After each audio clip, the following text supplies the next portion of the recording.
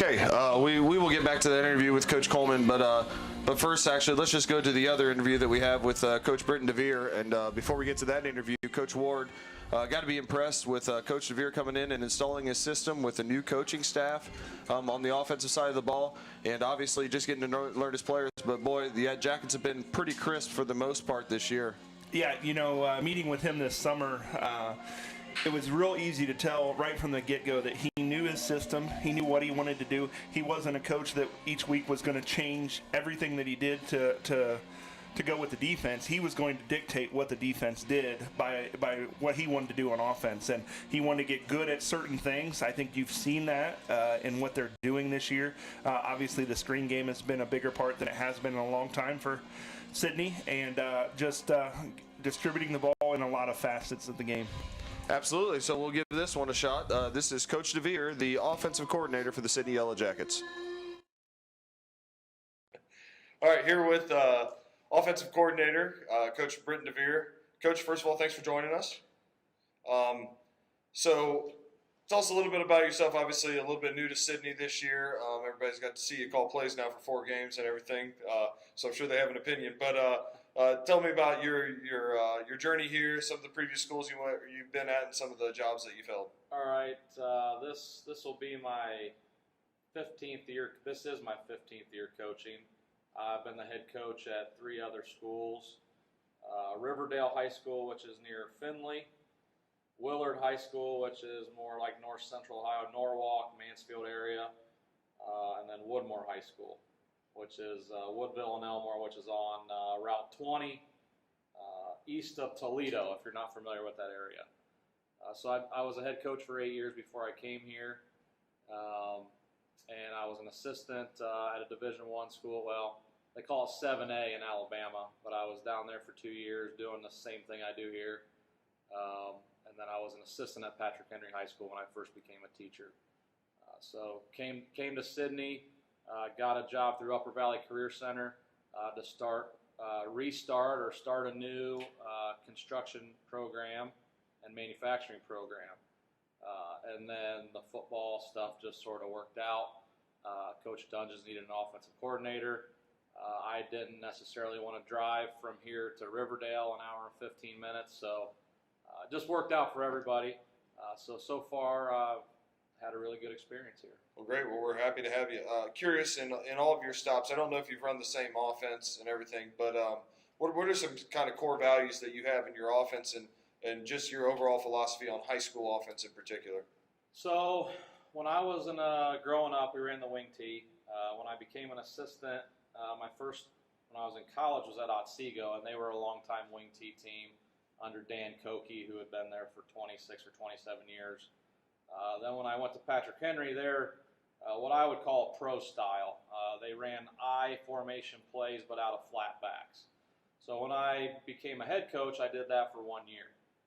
And quickly realized I didn't have the same kids that we had at Patrick Henry. So in 2010, I went and learned the spread offense. During that time, if you're a big football junkie, Ada High School, where I'm an alum, where I grew up, they had a kid named Zach Dysert, and they were running this version of the spread. So I went and learned that from some different guys, Tony Franklin and Mike Leach, Hal Mummy, all those air raid gurus, and just decided that getting the ball to kids in space gave us the best chance. It's difficult for a high school kid to tackle in open space, and I felt like that gave us the best chance to take 2 or 3 athletes and get them the ball, because as a head coach, I took over programs that weren't very good. Usually the jobs aren't open if they're successful. So like Willard was 0-26 when I started. We won the first game. We scored like 35 points, which was more than they'd scored the whole year combined before. Everybody's like, yeah, well, then we lost 9 in a row. So I think schematically, we're just trying to get the ball to our best players. We're a sort of throw short, run long team. I'm a big believer in screen game. If you've watched us, what looks like we throw the ball sideways, we get linemen out in front. That's basically our version of running toss sweep to the right, or left. So throw short, run long, and just take what they give you. The thing about our offense is it is quarterback centric, so you've got to have a trigger man, and our set has really started to develop into that, especially without a traditional preseason. So. Absolutely. Now, kind of transitioning into the next question, then. So you install this new offense and everything. How do you think it's been? What's been your evaluation of your first 4 games? You can either go through game by game or just look at it from an overall perspective. Where did you kind of want to be right now, and do you feel like you're getting to that point? Well, the interesting thing, if you're a real hardcore Sydney fan, we got a bunch of new coaches or guys in different positions. So this year, the coaches are 2 platooning. So there's an offensive staff and a defensive staff. And our offensive staff is all new, either new to their position, new to Sydney, new to coaching.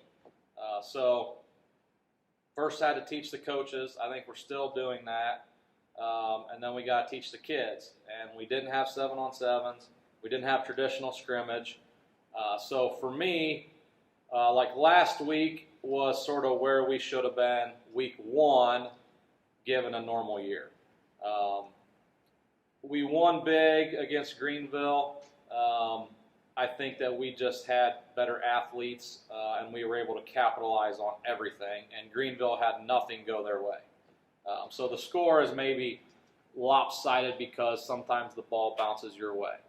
The next 2 weeks, I felt could have been winnable games for us, or should have been winnable games, but we turned the ball over too many times on offense. And to me, that's a product of lack of experience in our system. And then last week, I felt like we put it together. We took care of the ball. We did have a fumble, but no interceptions. We managed the game better. We distributed the ball a lot better to more players. So I think this week, hopefully it's more of the same. Taking care of the football, I think, is going to be important this week as well. Well, speaking of last week, you start with what's probably considered one of the more experienced offensive lines coming back, and you finish the game with an offensive line that I'm sure you never even imagined would be on the field together. Can you talk about the adjustments that those guys made and just how they came up pretty big for you because you were able to run the ball and throw the ball down the stretch? I think one thing that I've always liked about the system that we run is it's sort of a part whole teaching. So we're in our individual groups. They're running the screens, the run game, the pass protection, while the receivers are doing their thing, running backs, and then we put it all together. And so you get in lots and lots of repetitions. And it's not like the old days where if you're not a starter, you're standing back watching. Those kids are getting reps every day from day one. So I think our version of the spread, the way that we practice, is more important than the plays we run. So they were able to step in there and do some really nice things for us. I mean, I think the last play of the game, the last long touchdown in the last series, there was like one what you would call starter in the game. So the fact that we were able to go in there and execute our offense is a tribute to the kids and Coach Anderson, who does the offensive line for us. Sure, and then let's switch gears to the outside. So coming into the year, and I don't know this for a fact, but there couldn't have been much over double digits of catches returning in our starters, and I'm not even sure there was that. But obviously, those guys have produced on some level. You've got Avante, Jacob Withers had a really nice start to the year, Clark and Sam Reynolds, and Cam's giving you some time. Can you talk about that group and not just where they are, but also the potential you see and how that helps your offense when you go to game plan for a team like West Carrollton that's coming up? I think as the offensive coordinator, I've tried since I got here to sell these kids on the fact that some weeks you're going to be the dude, and other weeks you're going to be the guy that helps your teammate be the dude. Meaning, depending on the defensive scheme they run, sometimes you're the guy that's going to get open and get the touches, and sometimes you're the guy that's just going to run their defensive player off to open up for your teammate. That took some getting used to, because if you're, say, Avante or Sam Reynolds, and all you do for that whole week is just run people off, that's pretty monotonous. That's asking a lot of a kid. But like if you watch last week, a good example is we threw that 92-yard touchdown. Jake Wheeler knew he was not going to get the ball all week in practice. I said, your job is to run at the safety, take the safety with you. He did that, and the end result was we throw a big, long touchdown.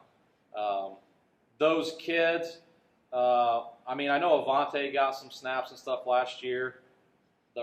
Jake, I don't know if Jake got any receptions last year. So they were very green as far as game experience other than Avante. But they've all got catches. I think we've got the dropsies out. I think we sort of buffed that out over the first 4 weeks.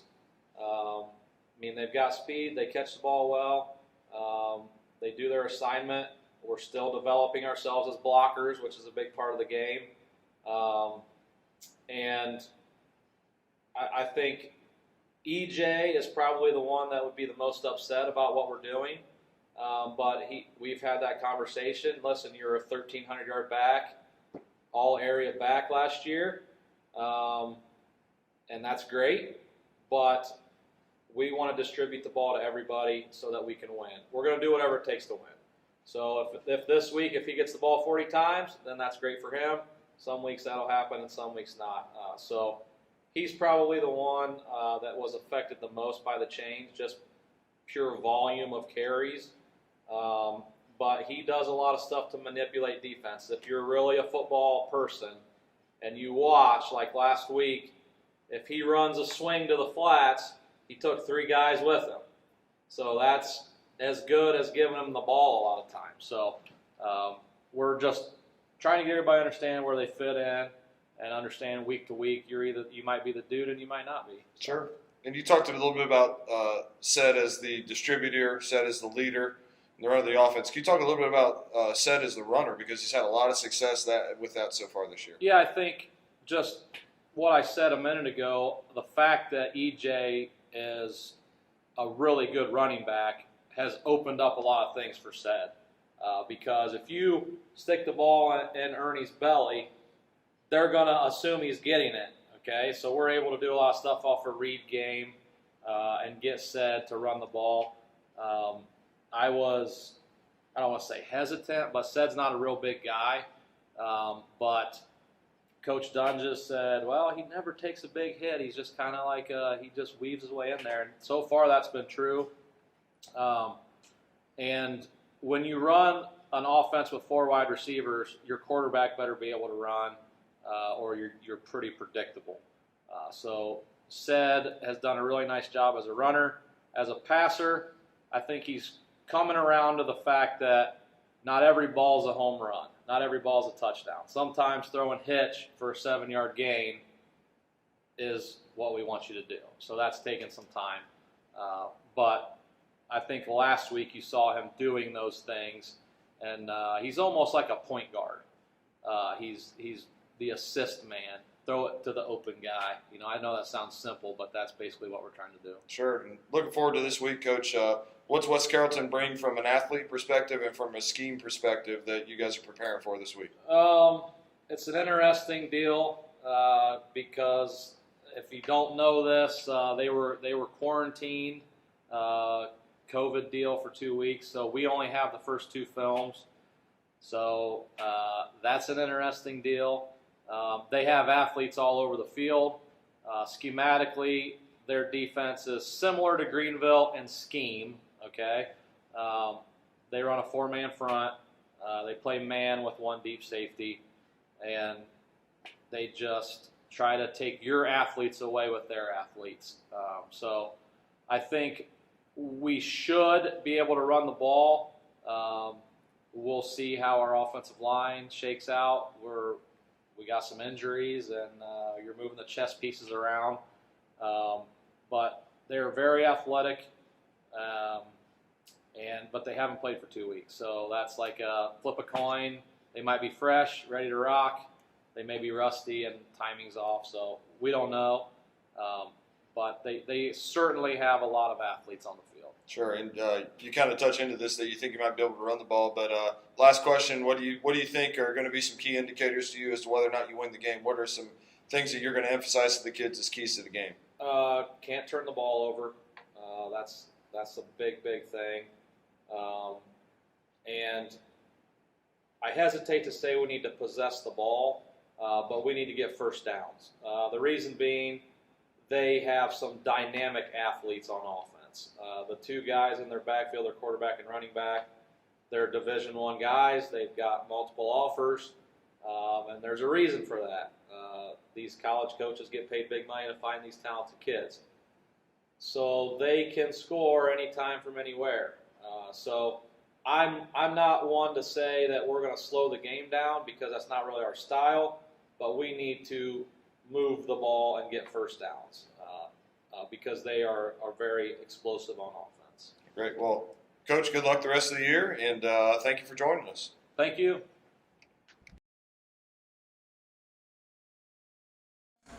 Okay, thanks again to Coach Devier for joining us for that interview. If you're just joining us, my name is Greg Snyder, along with Mike Ward, as we get ready to bring you the Jackets and the Pirates. And Coach Ward, some things probably really resonated there, as you've seen some of it at the start of this year.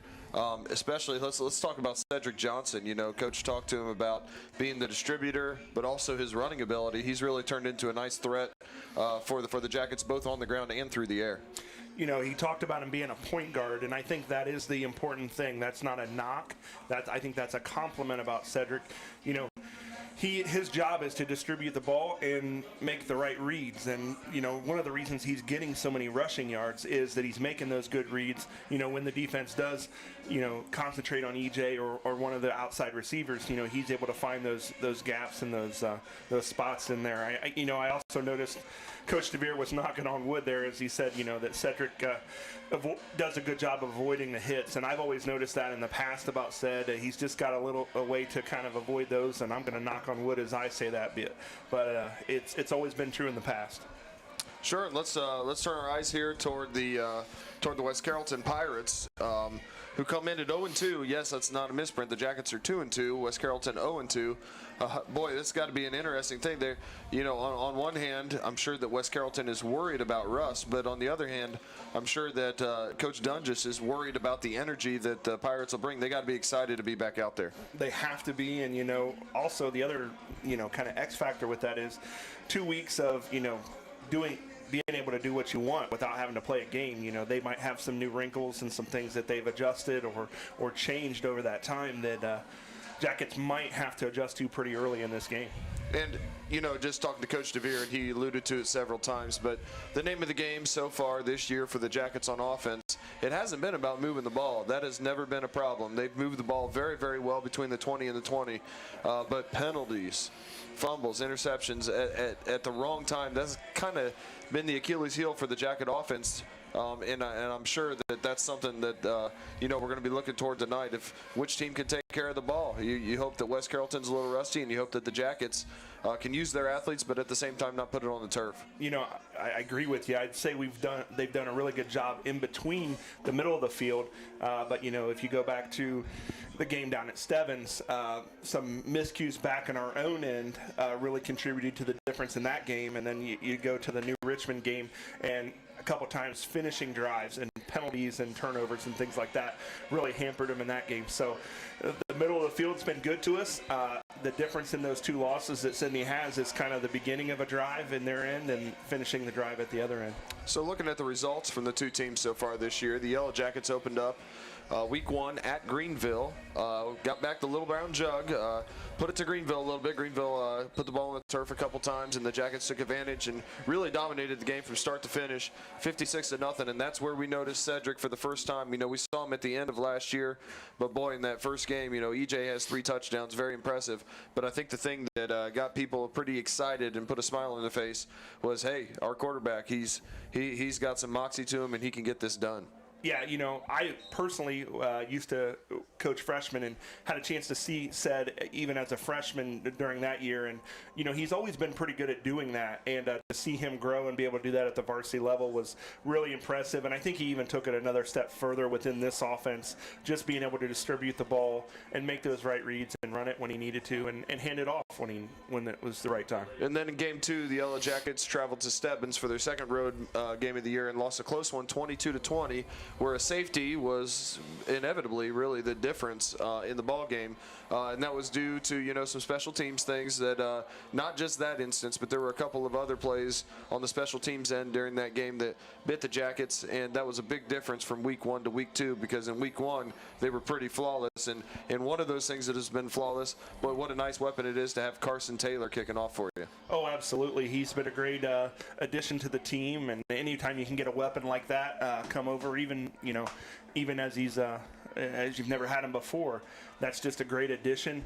It sounds like he got a little bumped up last night in a soccer game, but I see him out here before the game, so hopefully that's a good sign, and he'll be ready to go for us tonight. Absolutely.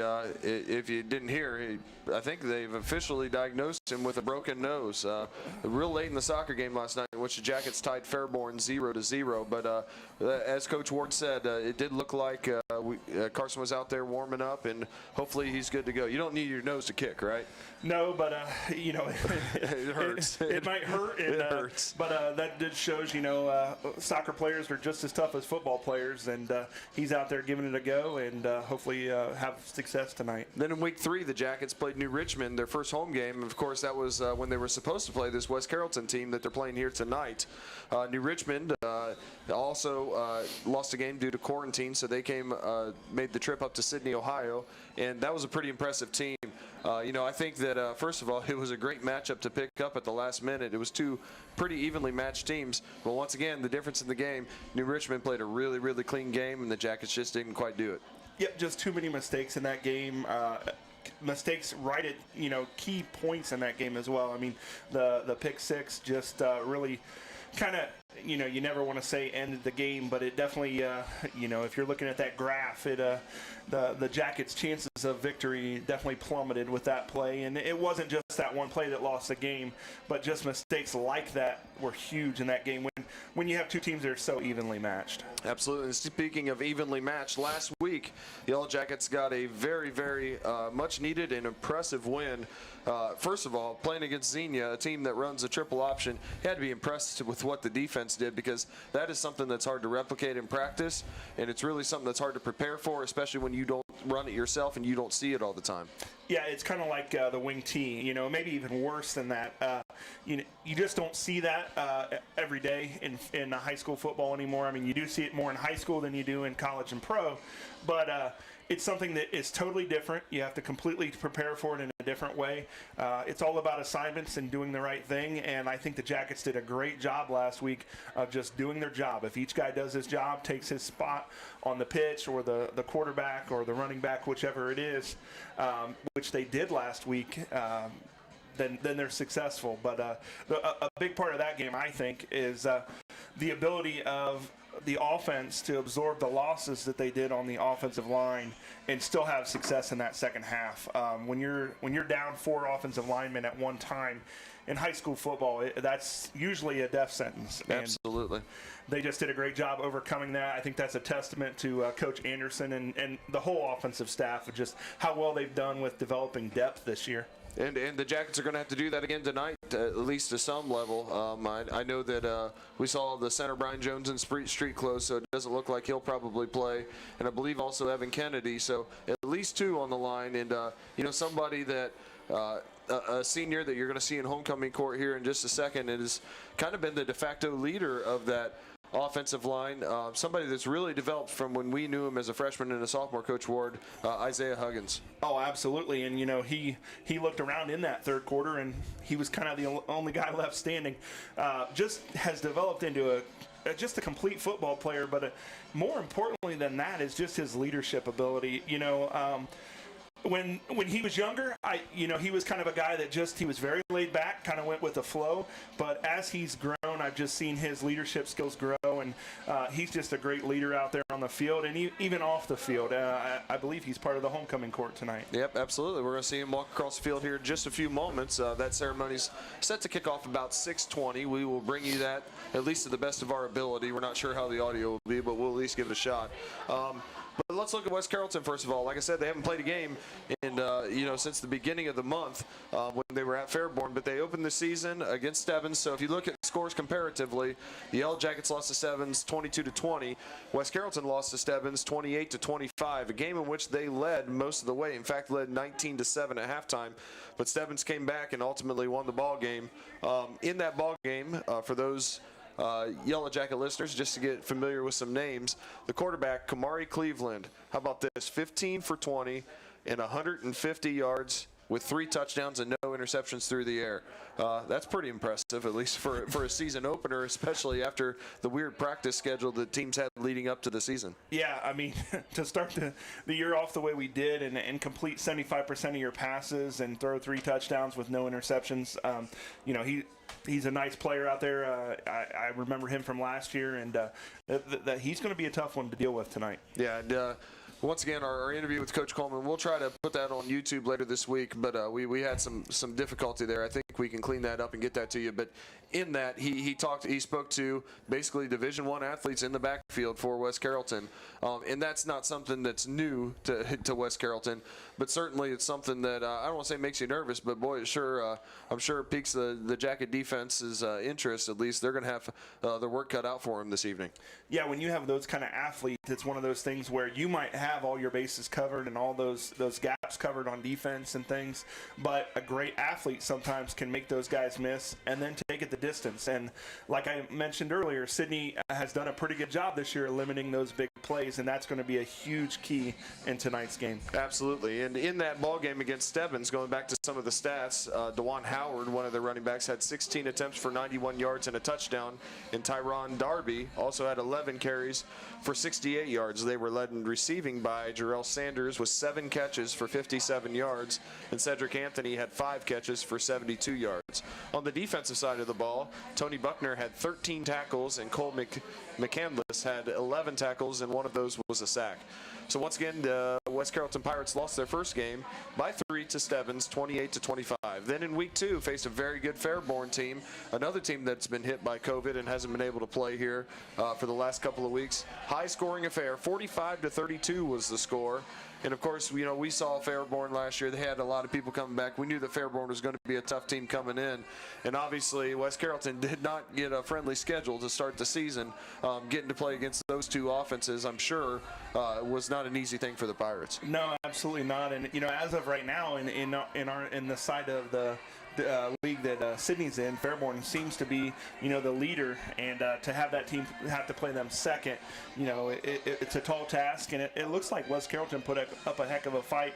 I believe they had 3 turnovers in that game, which, if you take that into consideration, where I don't think Fairborn had any, that's kind of should be the difference in the ball game there. So sounds like two pretty evenly matched teams in that one. So that gives you a little fear when you think about who the Jackets are going against tonight. Yeah, and just kind of an aside before we look at the stats from that ball game, I just got a text. Do you remember Mr. Skeens from Piqua? So next week the Indians will travel up I-75 to take on the Jackets. I believe that Piqua's bringing their live streaming crew, which is obviously phenomenal. I've seen their broadcasts.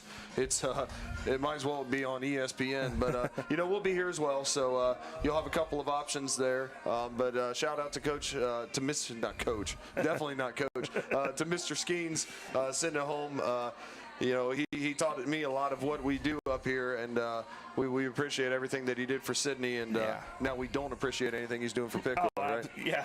They do a great job down there. I mean, we don't have to, say how much we like it all the time, but they do a very nice job down there with their program. So back to the Fairborn game for West Carrollton. Once again, quarterback Kamari Cleveland, 12 for 24, so not as great of a completion percentage, but 216 yards, 2 touchdowns, 1 interception. Now, he's not among the league leaders right now in receiving yards, but if they had played 4 games, I'm sure that he would be. In the backfield, Tyron Darby got most of the carries this game instead of Howard. He got 14 carries for 103 yards and 2 touchdowns. They were led in receiving by Jordan Berry, had 4 catches for 113 yards and 2 touchdowns, and also Logan Cloyd had 4 catches for 61 yards. And without really knowing their players very well, That's 4 different receivers we talked about in the first 2 games. So, you know, once again, we talk about weapons. When you have to guard the whole field, both from a running and passing perspective, but also from sideline to sideline, that makes it really tough on the defense. Yeah, it sounds like they're spreading the ball around. You know, they did that a lot last year. I was on staff last year for Sydney, and that was one of the things we really noticed, that they weren't afraid to throw it from sideline to sideline and really get those playmakers involved. And, you know, the Darby kid, if you consider those 2 games that they have played, he's averaging about 6.5 yards a carry, which is at the high school level really, really good. And that's going to be somebody that the Jackets are going to have to account for tonight. Absolutely. So once again, we're getting ready for the Yellow Jackets and the Pirates. We've got homecoming festivities coming up in just a few moments. I see them congregating over there by the visitor concession stand. We will go ahead and step away for just a second, but then we'll be back to bring you the homecoming festivities and the homecoming crowning. Once again, Jackets and Pirates coming up with the 7 o'clock kickoff. Thanks for joining us, everyone.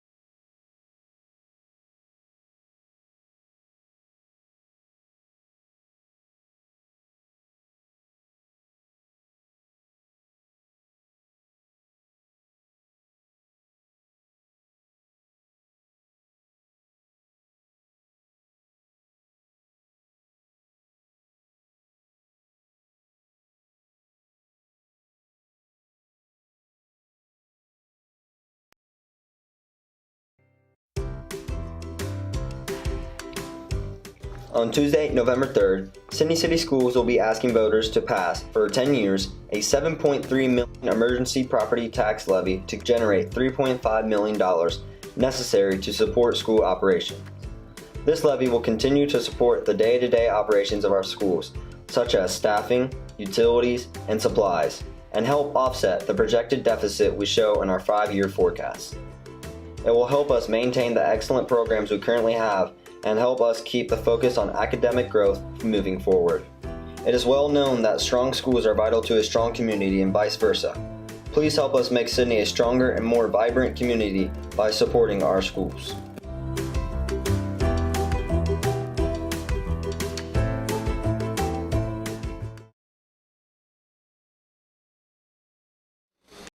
Okay, welcome back to Sydney Memorial Stadium and 30-0 field as we inch closer. We're getting close to a half hour away from kickoff. one of the great supporters of the Sydney football program. Of course, we got the Sydney football moms, but also the Vespa Quarterback Club. And Coach Ward, you have an announcement from the Vespa Quarterback Club. Yeah, Vespa does a lot for the football program and the players. And, here when you're able to come and we have everybody here for games, they're able to do 50-50 raffles. And they're still doing that for the number of fans that are able to be in attendance. But in addition to that, they've added the capability of doing an online 50-50 club every week.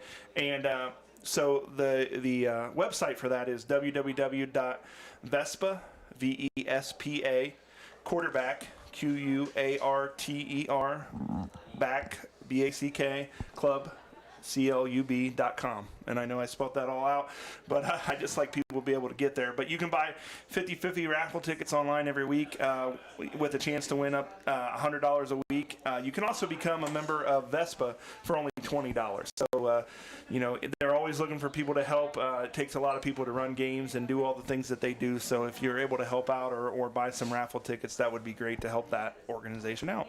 So the homecoming court is congregating out near the 50-yard line as we get started here with homecoming festivities. Before we go there, let's look at the Jacket offensive starters. Starting at wide receiver tonight are going to be number 19, Sam Reynolds, number 5, Isaiah Clark, number 14, Jacob Wheeler, and number 3, Avante Martin.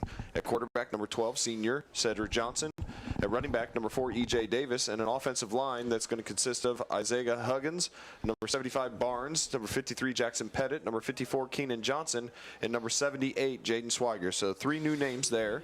We'll go ahead and we'll turn down our mics and see if we can pick up some of the homecoming festivities now. Katie, the daughter of Scott and Trisha Allen. While in school, Katie has been involved in NHS, student government, varsity soccer, varsity sideline, and competition cheer. TV production, number 54, Keenan Johnson. High school memory, beating her freshman year in the district semifinals while it was pouring down rain. After graduation, Katie plans to study law. Her escort is Mr. Isaiah Huggins. Isaiah is the son of Ellen and Kenny Huggins. While in school, Isaiah participated in football and basketball and has been involved in TV productions. His favorite high school memory is freshman year homecoming when he was sitting with James. Isaiah plans to attend Ron West Barber College after high school. Ladies and gentlemen, Katie Atwood and Isaiah Huggins. Our next candidate is Lauren Barker. Lauren is the daughter of Darren and Kelly Barker. While in school, Lauren has been involved in National Honor Society, soccer, basketball, TV productions, and student government. Her favorite high school memory is playing at the walk around the Sharp Market, all day after playing Central Library reunion. After graduation, Lauren plans to attend college to study physical therapy. Her escort is Mr. Ryan Coffey. Ryan is the son of Ian and Mark Coffey. While in school, Ryan participated in baseball and yearbook. His favorite high school memory is when they snuck Elijah Jackson on the bus in the sectional finals for baseball. Ryan plans to attend the Ohio State University and major in business and marketing after high school. Ladies and gentlemen, Lauren Barker and Ryan Coffey. Our next candidate is Jaden Curran. Jaden is the daughter of Christy and Jim Curran. While in high school, Jaden has been involved in soccer and the jacket bag. Her favorite high school memory is from sophomore year doing cheerleading, where her mom jumps up yelling because she's qualified. After graduation, Jaden plans to attend Jaden Study University before training for more specialized program to become a game math nurse. Her escort is Mr. Avante Martin. Avante is the son of Alex Martin. While in school, Avante has participated in basketball and football. His favorite high school memory is sophomore year in Avante is still deciding on his plans after high school. Ladies and gentlemen, Jaden Curl and Avante Martin. The next candidate is Nicole Dillon. Nicole is the daughter of Wendy and Jillian Dillon. While in school, Nicole has been involved in soccer and track. After graduation, Nicole plans to get a residential as a nurse practitioner. Her escort is Mr. Bo Davis. Bo is the son of Don and Jeff Davis. While in school, Bo has participated in football. His favorite high school memory is Devier. but was still deciding to play another high school. Ladies and gentlemen, Caleb Villinger, Bo Davis. Our next candidate is Kylie McMillan. Kylie is the daughter of Scott and Julie McMillan. While in school, Kylie has been involved in varsity soccer. Her favorite high school memory is breaking records in Friday night lights. After graduation, Kylie plans to attend college and continue playing soccer while studying either criminal justice or art. Her escort is Mr. Ryan Sloss. Ryan is the son of Rena Ross Sloss. While in school, Ryan has participated in basketball and baseball. His favorite high school memory is playing the sectional rounds of baseball soccer league. Ryan plans to attend college after high school. Ladies and gentlemen, Kylie McMillan and Ryan Sloss. Our next candidate is Abby Owens. Abby is the daughter of Mike and Tracy. While in school, Abby has been involved in student government, NHS, and volleyball. Her favorite high school memory is seeing people's painted sheets and an officer having to come over to take them back. After graduation, Abby plans to attend college major in music management and business. Her escort is Mr. Jacob Devier. Jacob is the son of Cedric Johnson. While in high school, Jacob has been involved in TV production and has participated in football. His favorite high school memory is taking the field on Friday nights. Jacob plans to attend Harvard College after high school. Ladies and gentlemen, Abigail Nuss and Jacob Booth. Our last candidate is Alyssa Sloss. Alyssa is the daughter of Rena and Robert Sloss. While in school, Alyssa has been involved in varsity soccer and has served as the vice president of FFA. Her favorite high school memory is when she watched her friends go part of football and soccer teams. After graduation, Alyssa plans to attend the Iowa State University where she will study to be an elementary school teacher. Her escort is Mr. Cedric Johnson. Cedric is the son of John and Walter Cedric Johnson. While in school, Cedric participated in football and basketball, while also living a part-time job. His favorite high school memory is freshman year homecoming. Cedric plans to attend college after high school. Ladies and gentlemen, Alyssa Sloss and Cedric Johnson.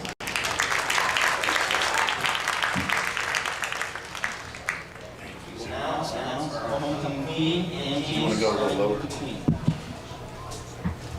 Congratulations to the 2020 Sydney High School homecoming queen, Lauren Barker.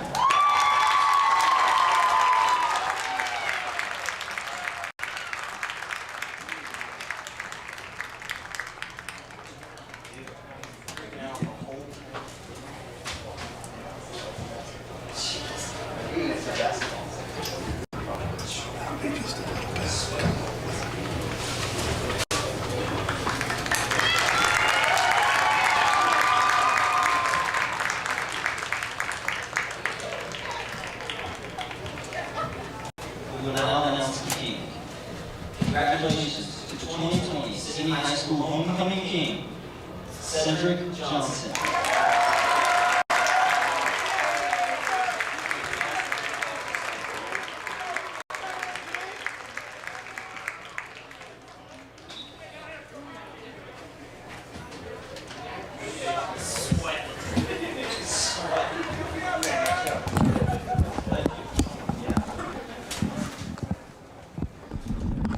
Okay, congratulations to Lauren Barker, Queen, and King Cedric Johnson.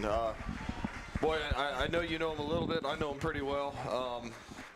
Two great kids, and really you couldn't have picked two bad ones from that group. Really neat court, and certainly deserving King and Queen. Yeah, some great representatives of the entire student body there, and it was cool to see the ceremony. Absolutely. So once again, we're inching closer to Yellow Jackets and Pirates. Next, let's go ahead and let's hear some comments from Coach Doenges earlier this week. And he's going to talk a little bit about the last game against Xenia. Also, obviously, looking forward to this game against West Carrollton. But he's also going to talk about the playoffs, which is something that's a little bit new and different this year, Coach Ward. Yeah, and it's coming up before we know it. We have a big rivalry game next week, but it'll be here, just in a couple weeks, and it'll be something that'll be very exciting. Absolutely. So here's that interview with Coach Doenges. Once again, earlier this week, Coach Doenges talking about last week's win against Xenia, this week's game against West Carrollton, and the upcoming playoff season.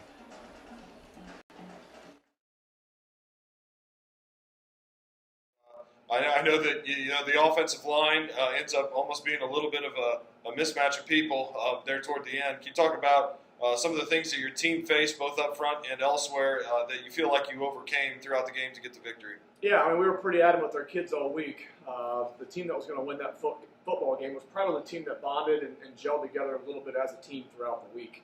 And then the fact that we had more adversity come at us that during the game, not just during the week, but during the game with some key injuries, we had a lot of kids that had to step up and play some valuable minutes that maybe not have played a whole lot. And when that happens on the offensive line with a team like Xenia, who's very, very big on the offensive line and very, very skilled on the defensive line position, I thought our kids did a great job. A lot of credit goes out to Xenia also, and those kids play hard. That's a really, really good team that hasn't won a football game yet, so we're pretty blessed to be able to come out with a win on that one. But I thought our kids responded real well to some adversity. We could have went either way there at halftime. I was really proud of some of our seniors stepping up and saying, we're going to figure this thing out, and we're going to get this win. Sure, and kind of speaking to that, did last year during the preseason we talked about how you played so many sophomores last year. Do you think that a team with that makeup could have overcome some of those things, or do you think that just getting a year older and getting a little more experience maybe helped you with that? Yeah, I mean, experience always helps in any of those situations. I think experience is going to trump athleticism and scheme in any day. And so when we've been in that position numerous times in the last 2 years, I think that was an opportunity for us to kind of fall apart a little bit at halftime, but we didn't. We've been there before. We knew we had to figure some things out. We knew it was going to be a slugfest back and forth. So I was proud just to be able to come over that. But like you said, those sophomores are now juniors and those juniors are now seniors. So I think experience helped a lot. They had a lot of sophomores on the field at some key positions for them also. So once again, I think the experience did come out a little bit ahead of us. And last question about the senior game. Coach Devier in our interview with him was talking about how Isaiah Clark gets a 92-yard touchdown pass, but if you look on the film, Jacob Wheeler's taking away the safety. Right. What does that make you feel like as a coach when you have guys buying into that point where they're doing things for their teammates that, not for the glory? Nobody would have known that if Coach Devier or you didn't say anything. Right. How does that make you feel as a coach? Yeah, I mean, every week we try to give out, you got your players of the week, and then you got your scout team players of the week, but we also give out a sticker that's just a skull and crossbone, and there's nothing special with that one. They don't get a T-shirt. They don't get a candy bar or anything like that. They just get the skull and crossbone, and the skull and crossbone is you excelled on one play that no one else knows that happened. And perfect point there. Jacob Wheeler got one. That's the fourth time we ran that play that game, and we just weren't doing things right. The ball wasn't getting out quickly, or we weren't running our routes well enough. And Jacob Wheeler ran his route perfectly that time, able to get the safety to turn his hips and open up the wrong way. Instead, was able to put the ball in the money that time. Also on that play, you got sophomore Tommy Cyber had to go and play one offensive snap. And when he looked up at right tackle, he saw number 2, who's got some MAC level offers to play at the next level, lined up over him. And sometimes number 2 comes, and sometimes he kind of sits there and wants to bat some stuff down. Well, that time he came after our 6'5" sophomore, and Tommy did a really good job of making him ride the hump, making him go upfield a little bit, just enough time for Seth to be able to get that off. So it's really neat when you start getting some kids to buy into, I might not get the ball this time, but I really got to do my job. That way someone else can get the stats for us as a team and put us in a better position to win. Sure, and looking forward to West Carrollton. I know that you only have 2 game films on them, but what are your impressions of them going into this game? Athletic. I mean, it's dangerous. It's tough. We're in week 5 now, and we only have 2 game films, week 1 and week 2. They were not able to play the last 2 weeks at any level, varsity or JV. It's a team that's in their second year with the current coaching staff, so that also makes them dangerous because they're starting to gel a little bit. And then, oh, by the way, they got two players on their team currently that have Division I offers. And it's not just anybody; it's the quarterback and it's the running back. So when you put all that stuff together, it's tough to figure out what you're preparing for. We got an idea, kind of like we did with Greenville, and maybe like when we played in New Richmond. It's kind of how the season's been, but at the end of the day, you got to keep worrying about yourself. You got to keep cleaning up your mistakes, and then when you get in the game, you might have to make some in-game adjustments. Sure, and different this year with the playoffs the way that they are. 2 questions on that. Number 1, have losses felt any different this year in terms of now they're more of a learning experience? Not that they weren't before, but it didn't. You still had something to look for next year, or do you still think they're still just as tough. They're just as disappointing, and so on. Losses are disappointing, but maybe you hit the nail on the head. There's still that light at the end of the tunnel. Football's never had that feeling. Baseball, basketball, you always have that second season that you can look forward to where maybe you can string together 3, 4, 5 games. There's always cases of baseball teams and basketball teams that get into the tournament with losing records or barely above 500 and then go win a state championship or make a run to the Final Four. So, it's a little bit different feeling. At the end of the day, obviously, you still don't want to lose. But with that playoff season still around, you still, it's kind of mixing together. You still want to win your league title. That's always our number one goal.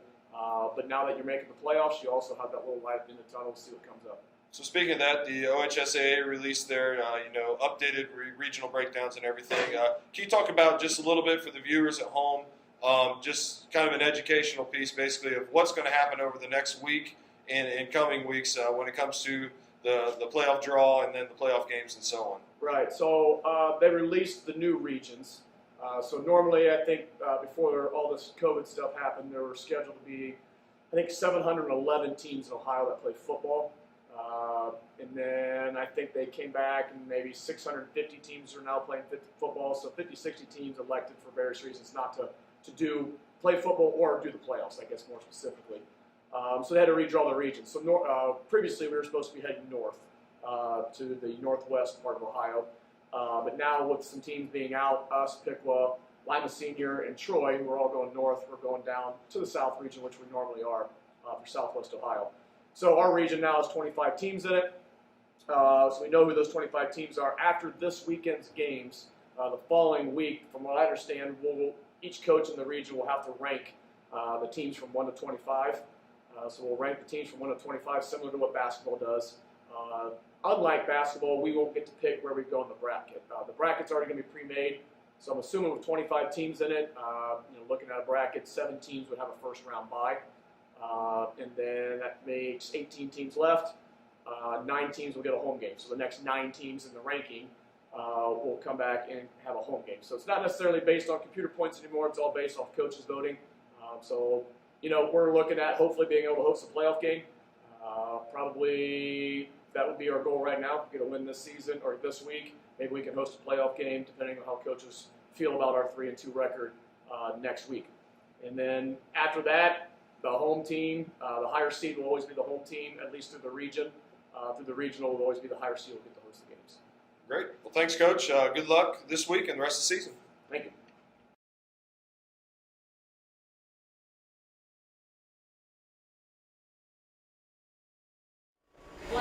Okay, thanks again to Coach Doenges for joining us in the pregame show with that interview. Kind of different feel with the playoffs.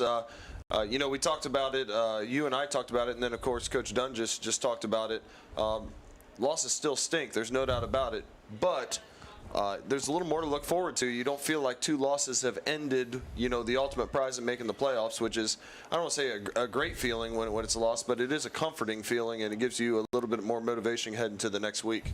Yeah, and I think it gives you the ability to focus on just improving throughout the season. In previous years, when you had to go 8-2 or sometimes 9-1 or at worst 7-3 to make the playoffs, you got to a certain point in the season, and if you had those 2 or 3 losses, man, then you're just fighting for pride or you're fighting for the jug, and those things are always important, don't get me wrong.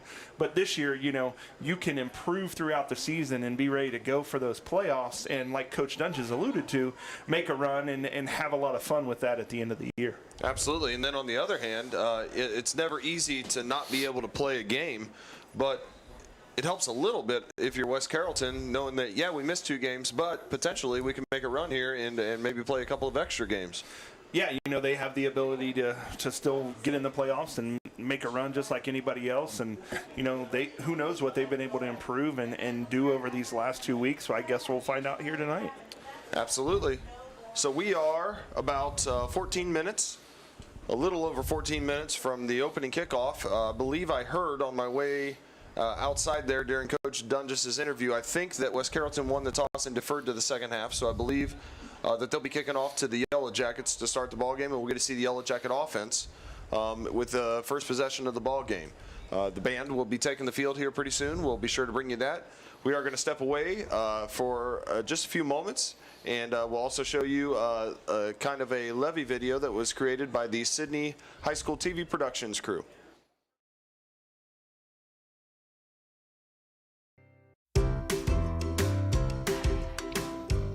On Tuesday, November 3rd, Sydney City Schools will be asking voters to pass, for 10 years, a $7.3 million emergency property tax levy to generate $3.5 million necessary to support school operations. This levy will continue to support the day-to-day operations of our schools, such as staffing, utilities, and supplies, and help offset the projected deficit we show in our 5-year forecast. It will help us maintain the excellent programs we currently have and help us keep the focus on academic growth moving forward. It is well known that strong schools are vital to a strong community and vice versa. Please help us make Sydney a stronger and more vibrant community by supporting our schools.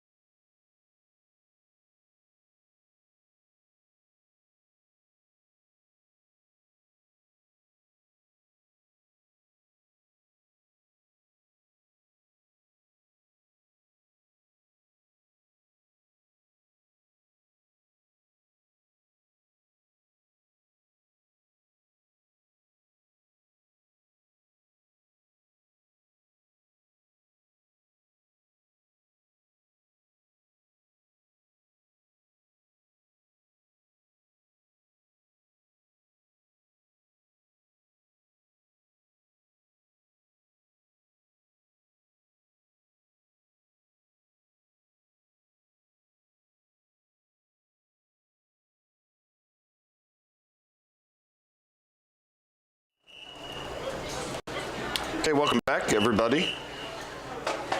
The Yellow Jacket Marching Band, under the direction of Chris Adams and Todd Bridges, are getting ready to take the field. We'll see if we can let you all hear them at home as best as we possibly can. Hopefully they don't run over the West Carrollton players warming up there.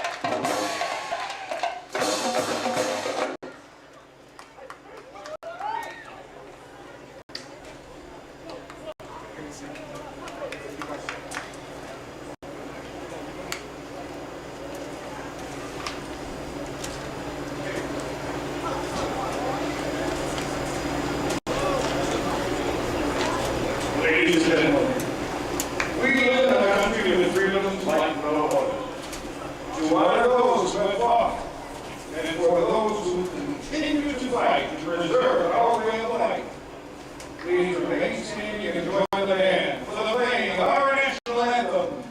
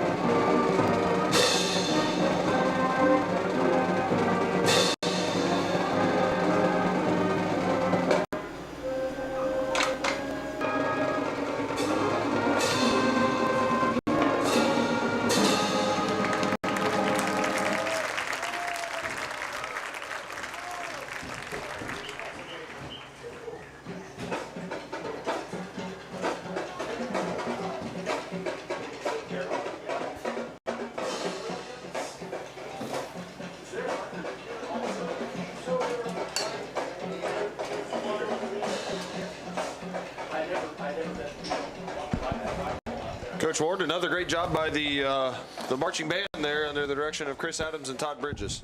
Yeah, they do a great job, and it's a good program. As you can see, it gets a lot of kids involved, and they just always sound so great, and it's a great contributing part of the city Friday night traditions. Absolutely, and while we were away there listening to Coach Doenges' interview and then the band, I was kind of looking through West Carrollton's roster a little bit closer, and I saw junior, sophomore, junior, sophomore. So not only are they athletic, not only are they dangerous, but they're young as well. So the future looks bright for West Carrollton. Yeah, the coaching staff they have in there now has definitely been able to keep the great athletes that usually go through West Carrollton that maybe in the past have went to other districts and other schools. Absolutely. So we're under a minute away from the opening kickoff. Once again, we suspect that West Carrollton will be kicking off. I'm horrible with my directions here. This is the south end down here? That is okay. The north end down there. The north end, yeah. Sydney's going to be receiving on the south end. So Sydney will be receiving on the south end, moving right to left. Once again, I'm Greg Snyder along with Mike Ward, my color man, and then we have my dad, Ed Snyder, on stats tonight, and he's also going to keep us updated on the Reds. How about that? There, Coach Ward. Yeah, They've made a little bit of a run. That's been fun. You know, you and I have had some conversation of, do we give up on them yet? Do we give up on them yet? And I gave up on them 6 times. and the great thing about this year is with the expanded playoffs, it gave a lot more teams a chance to get in, and it's been a fun season to follow, and hopefully they get in this weekend, take care of business, and we can watch some Reds playoff baseball here soon. Absolutely. So West Carrollton in their road whites. The ball's going to be teed up by number 3, Cole McCandless, who also has several receptions for the Pirates on the year. We talked about a dynamic offense that the Jackets are going to see here tonight. Of course, I think that's probably what people probably look forward to most is West Carrollton's offense against the Sydney defense, but it'll be interesting to see if the Yellow Jackets can possess the ball, like Coach Devier said, and sustain some first downs to keep that dangerous offense off the field. Yeah, if they can limit that offense to the number of chances they have, that'd be a great help tonight. Back for the Yellow Jackets to receive number 5, Isaiah Clark, and number 14, Jacob Wheeler, as they stand on about the 6 and 7 yard line respectively. Here comes the kick from McCandless. It's going to bounce right about the 21-yard line.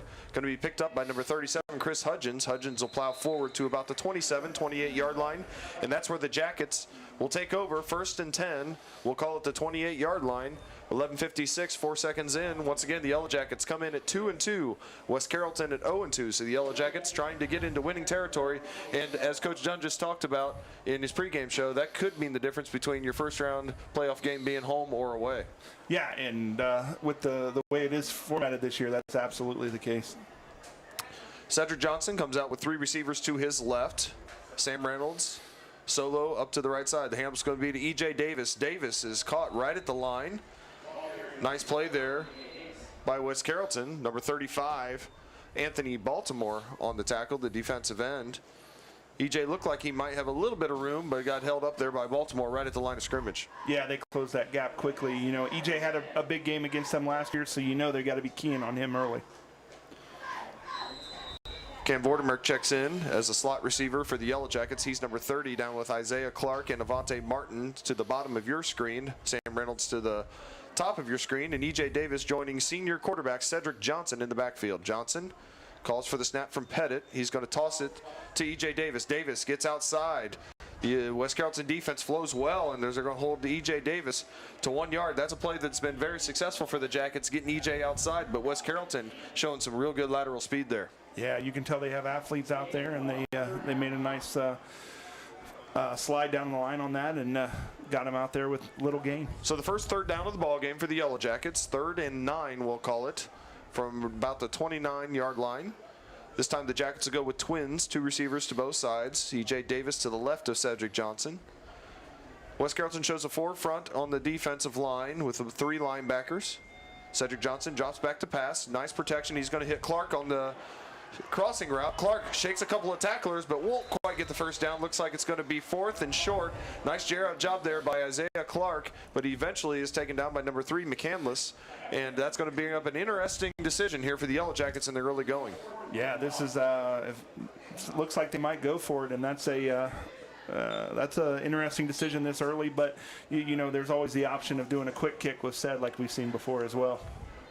Absolutely. Jackets with trips to the left. Cedric Johnson calls for the snap, trying to draw the Pirates off sides, but West Carrollton does a good job of not doing that. And now the Yellow Jackets are going to call a timeout. Coach Doenges calls a timeout. 10-10 to go in the first quarter. 4th and 1. We'll see if the Yellow Jackets send the offense back out there as we pause for just a moment. 0-0 in the early going.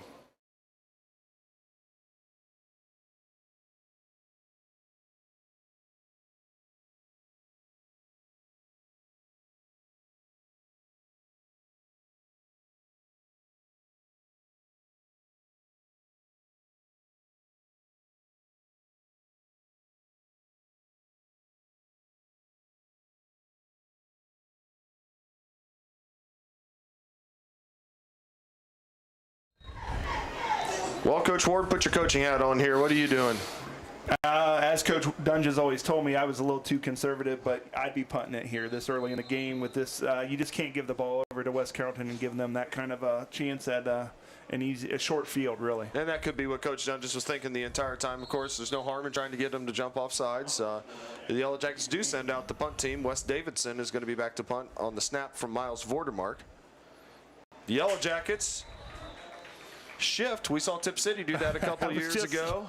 You called it first. And we're going to get an offsides. That's a great call by Coach Doenges. Pretty tricky. I think the Yellow Jackets, we got a break a couple years ago when Tip City did that to us.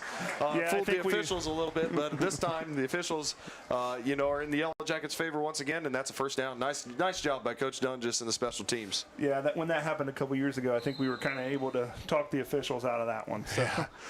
So good job by the Yellow Jackets to pick up that initial first down. That'll bring up a 1st and 10 from the 42-yard line. Offensive line, once again, if you're joining us, 3 starters are out. We have Keenan Johnson, Jackson Pettit, and what's Barnes' first name? I forget. I'm sorry. It's escaping me. Brendan Barnes. Yeah. There's going to be a carry by Cedric Johnson around the right side. Tripped up at the line of scrimmage. Cedric had a nice little lane there, but he's tricked up by number 10, Caden Gibbs. Still a good gain for the Yellow Jackets on first down. That'll begin at 3, bring up 2nd and 7. Boy, that was almost a big one. Oh, so close to having a huge play there. Nice blocking out in front of him if he was able to make that guy miss. And then the 2 regular starters on the outside for the Yellow Jackets at tackle, number 78, Jaden Swiger, and number 56, Isaiah Huggins. So the Jackets are going to send out their 4 wide receiver look once again. 2 receivers to the top, 2 receivers down here with Avante Martin and Isaiah Clark. E.J. Davis joins Cedric Johnson in the backfield. High snap this time. Cedric corrals it. Scramble around in the backfield trying to make something out of nothing, and he kind of does. Could have been a loss of 5 or 6. Instead, it's just a loss of 2. Yeah. That'll make 3rd and manageable.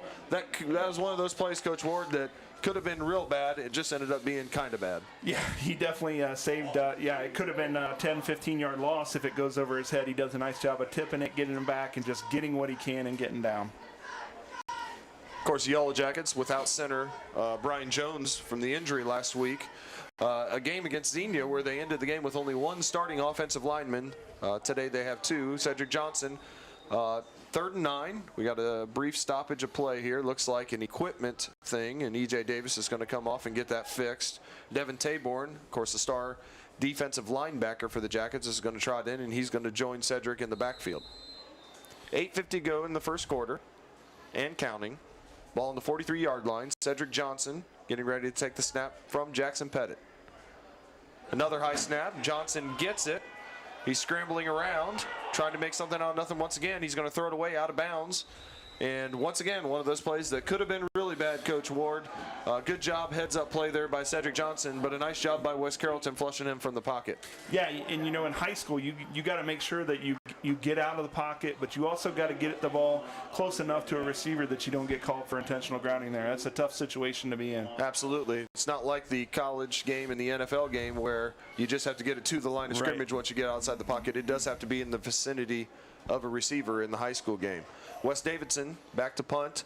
We'll see if he actually punts this time. Last time the Yellow Jackets drew West Carrollton off sides. Snaps a little high from Vordemark, but good enough.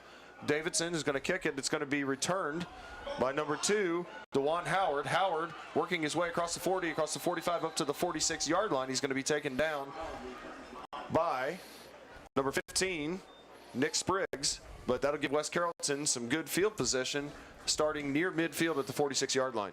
Yeah, that's definitely what they want. You know, they want to have good field position, and Sydney's going to have their hands full here stopping this good offense with only a little over half the field to go. And that's the difference, too, between, you know, we've seen it on both sides of the ball, but being able to catch a punt, even if you know, 5 yards, 10 yards on the return or no yards, but sometimes that can be a difference of 25 or 30, depending on where the roll would have gone with the punt. Yeah, sometimes it's something as simple as a fair catch can save you 15, 20 yards. So a different quarterback, at least by number. Of course, we aren't as familiar with West Carrollton as some, but number 23, Jarrell Sanders, is in the backfield, we believe. He's going to take the snap. And he's going to hand it off to Howard. Howard cuts to left, and he's going to be swarmed and tackled by Jaden Swiger and Devin Taborn. Only a gain of 1. That'll bring up 2nd and 9. Good job there by the Yellow Jacket defense. Yeah, Devin was real quick to plug that hole and stop him right there in his tracks and move him backwards. So once again, normal quarterback, at least for the first 2 games, was Kamari Cleveland, number 7. We do not see him on the sideline either, I don't believe. But of course, we aren't familiar enough with West Carrollton's players. He might be in a different number. This could be him for all we know. But we're going to assume that that's number 23, Jarrell Sanders. He's a senior, listed as a running back, but taking snaps today from the quarterback position. West Carrollton's going to send twins to both sides, and we're going to get a timeout first. We're going to pause for just a moment. 7:35 to go in the first quarter. It's 0-0, 2nd and 9 for West Carrollton. Thanks for joining us. We'll be back in just a moment.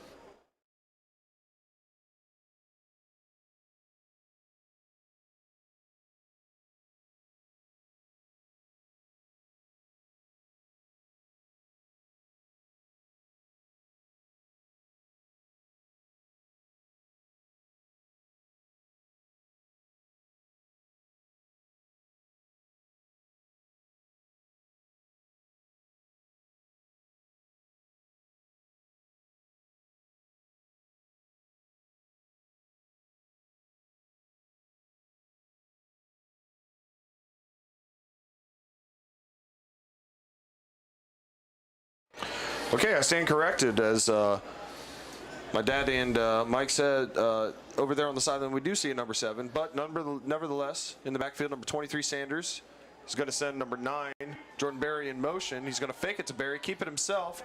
He dances and gets back to the right side where he's taken down by Jaden Swiger again and Bo Davis. Short gain on the play, if any. We'll call that 3rd and 8 or 3rd and 9. Nice play again by the Yellow Jackets, holding the West Carrollton run game to basically no gain there.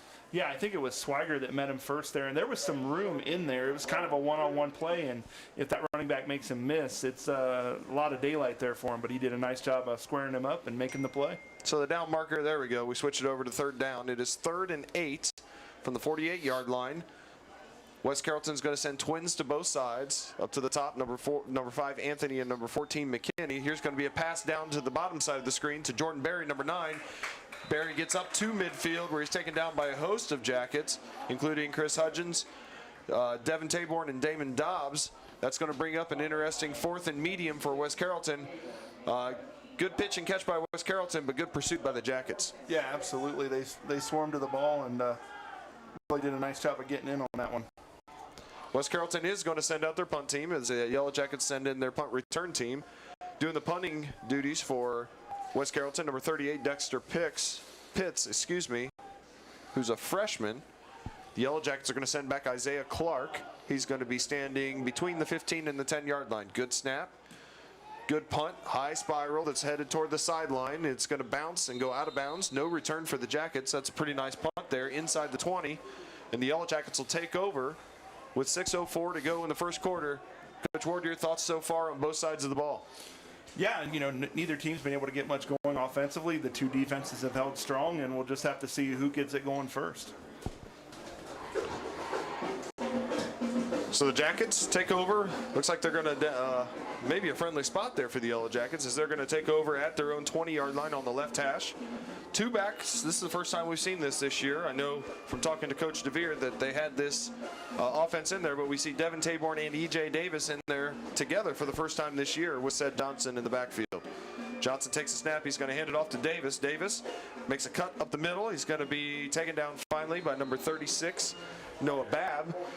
Good first down gain for the Yellow Jackets. That's going to be a gain of 3 for E.J. Davis. Kind of a little wrinkle there from the Yellow Jackets. Yeah, we'll see what kind of options they got out of this. You know, it does give them a few more plays they can run out of the offense, and we'll just see how they utilize it. Yellow Jackets will stay with this same personnel. Devin Taborn to the right of Ced Johnson. E.J. Davis to the left as they're kind of in a stagger here. Jacob Wheeler shifts over to the right side. Johnson takes a snap. He's going to hand it off to Taborn. Taborn makes a man miss at the line of scrimmage. Gets up across the 25, near the 30 to the 28, 29-yard line. That'll bring up a 3rd and short. Nice run by Taborn, but it just makes you realize E.J. Davis, obviously a great runner, but he's equally as good of a blocker, so it's nice to have him in there to lead block too. Something about E.J., he just loves to get out there and put his head down and block somebody, and that's nice to have, you know, a guy that's, you know, was the leading rusher in the league. That's not always the case that he loves to block the way that E.J. does. Sam Reynolds and Jacob Wheeler to the top. Levante Martin solo to the bottom of your screen. E.J. Davis and Devin Taborn in the backfield. Cedric Johnson takes a snap. He's going to keep it this time after a fake to Davis, and he did not fool the West Carrollton defense. Number 35, Anthony Baltimore, was all over that one. That's a loss of 3, and the Yellow Jackets are going to be forced to punt again. Yeah, they just couldn't quite get through there. You know, it looked like it might open up for Ced, but one of those West Carrollton guys did a nice job of getting in there and making the play. So Wes Davidson will go out for the 3rd time, but probably for his 2nd punt. He'll do that from the snap of Miles Vordermark as we approach the 4-minute mark here in the first quarter. West Carrollton, of course, hasn't played in 2 weeks due to COVID.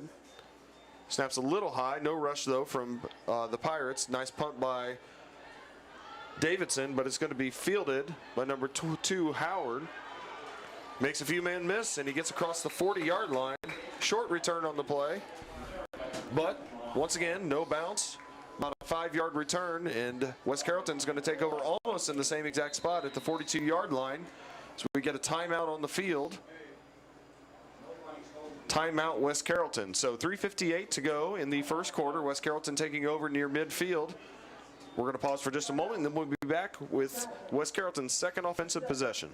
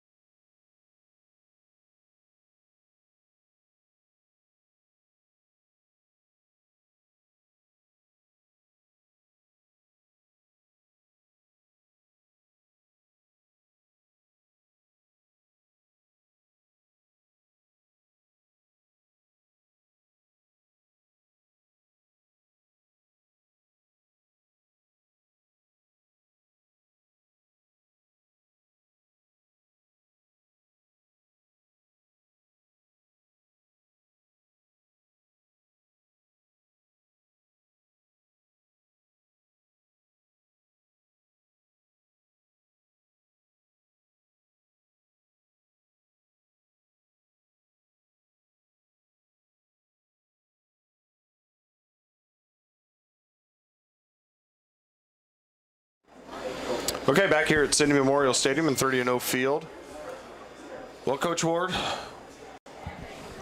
beautiful night for football. This is the way football is supposed to be, right? Although it's supposed to be. We watch the Yellow Jackets play on Friday night, wake up, and watch the Buckeyes play on Saturday, and for me, the Browns on Sunday. I know you're not a Baker fan, but yeah. But at least we get 2 of the 3, right? Hey, just a beautiful night. And we're getting close. You know, we can start to see the light at the end of the tunnel. We're less than a month away from Buckeye football, so hopefully before long we'll have the 2 of the 3 things that we want to see. Yeah, and not just Buckeye football, but also Northwestern football. Get to see Isaiah out there. Yeah, heard he's healthy and doing well, so that's great. Handoff this time is going to go to number 11, Terry Green Jr. Green Jr. works his way out across the 42-yard line. The Jackets are pointing as if they have it, and they do. Wow. Well, it's been a fumble on the play. Yellow Jackets come up with it. Kurt Spangler with the ball. Big break for the Yellow Jackets, and that's the first turnover of the ball game and a big one for the Jackets. Oh, yeah, especially when neither team's really getting anything going. A turnover can flip the field, and now let's see if the Jackets can take care of it. Kind of an awkward play there as everybody kind of stopped and the Yellow Jackets started pointing, and we'll take it. I couldn't exactly see what happened. But no, and the ball came squirting out at the end. It was hard to tell what was going on there, but, hey, we like the result. Yellow Jackets go back to their 4 wide receiver set. E.J. Davis is going to join Cedric Johnson in the backfield. West Carrollton shifts to almost a 3 front now, almost kind of a 3 with an overhang 4 front. Jacob Wheeler moves over to the left side of the offense. Ced Johnson runs option to the right. He'll pitch it at the last moment to E.J. Davis. Davis gets downhill and out of bounds. Makes a man miss near the 35-yard line. Looks like a pretty nice first down gain there for the Jackets, as we'll call it the 36-yard line, a gain of 6. That'll bring up 2nd and 4. Probably the best first down play the Jackets have had so far. Yeah, throwing a little wrinkle in there with the option, and again, Ced makes a nice decision, pitches it at the right time, and now the Jackets have a little more options with the shorter down on 2nd. Looks like the Jackets are going to go with twins this time. Reynolds and Wheeler to the top, Clark and Martin to the bottom. Johnson and E.J. Davis in the backfield. Yellow Jackets have looked to throw it a couple of times, but haven't really gotten the passing game going yet. Here they'll try, and the pass goes to Avante Martin, gets a block from Huggins. Martin makes a man miss. Flag on the play, coming down at the 25-yard line. Probably a hold. Nice play, though, by Avante Martin. Good job by Isaiah Huggins getting out there, but we'll see if we got a hold on the Yellow Jackets. Yeah, I was worried about it being timed up right. Huggins barely got out there in time, but they did make the connection there. We'll see what this is. Now, they're signaling pass interference. I think that pass was supposed to be behind the line of scrimmage, but they're calling the Yellow Jackets. Maybe it got a little too close to the line of scrimmage or just over it. That's always that gray area, and, some officials will give the team the benefit of the doubt, but obviously that wasn't the case in this situation. Coach Doenges is saying exactly that to the official to this sideline, but the decision has been rendered. That'll be is that a 10 or a 15-yarder in high school? 15 offensive pass interference. So that's going to 10. No, that's 15. Yep, you're right. Sorry. Bring back, would still be 2nd down for the Yellow Jackets. About double sticks, so almost 20 yards here to go. So 2nd and 19 for the Jackets. They're going to have trips to the left of Cedric Johnson, E.J. Davis to the right, and Sam Reynolds, the receiver, up top. Pettit snaps it to Cedric Johnson. Johnson fakes it to, I think it was supposed to be a fake to E.J. Davis, but instead he's going to be tackled in the backfield. Nice play there by Coleman. And a 2nd and long just got to 3rd and longer. Yeah, they had that snuffed out right away, and this puts the Jackets in a tough situation here. We're nearing the end of the first quarter. No score on the scoreboard so far. Only one mistake on the game so far, and that was a fumble by West Carrollton, but the Jackets struggling to take advantage of that with a 3rd and 23 after the penalty and the loss on the running play. Same formation for the Jackets, except for E.J. Davis will be to the left of Cedric Johnson instead of the right. Now he'll move over to the right. Johnson calls for the snap, and he gets it. Drops back to pass. Ced Johnson looking downfield. He's got a man open. That's Isaiah Clark, and he takes it away from the defender. Isaiah Clark and Jarrell Sanders both go up for the ball. Clark comes down with it. Throw it up. If it's incomplete or intercepted, it's as good as a punt, but what a play by Isaiah Clark. That is some ball skills there, just going up and getting it, and that's just a great, one.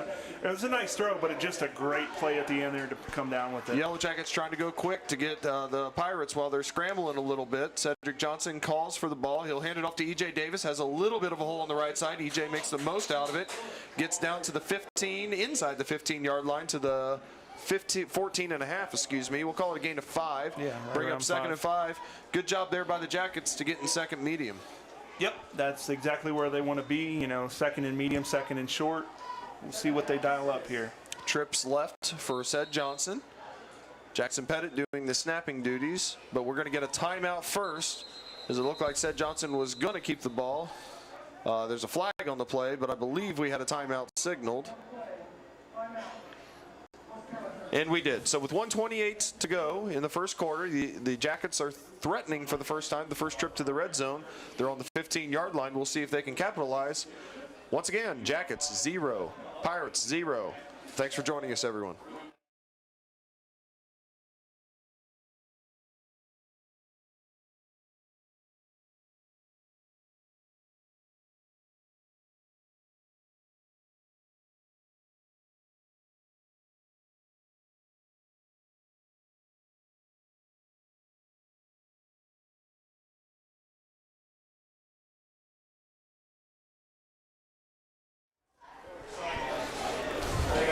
Well, we talked about the passing game needing to get going a little bit. Cedric Johnson now 2 for 3 for 44 yards, all to Isaiah Clark and E.J. Davis with 5 carries for 15 tough yards. But Cedric Johnson, you really got the offense going there with that pass, but what a play by Clark. Yeah, I'll be honest. Right before that play, I was going to say, there's not really a great 3rd and 23 play, but obviously they showed that proved me wrong, and they're threatening here because of it. Well, the thing I like about it is even if it's picked off, it was in a position where the Jackets were there to tackle him, and it would have been just like a long punt, basically. Absolutely. Cedric Johnson has 3 receivers to his left on 2nd and 5 or 2nd and 6, depending on how you look at it. He'll keep it. Cedric Johnson's going to be taken down, though, for basically no gain. Nice play there by number 45 from the Pirate defense. That's Owen Queen, the senior linebacker. That's going to bring up 3rd and medium.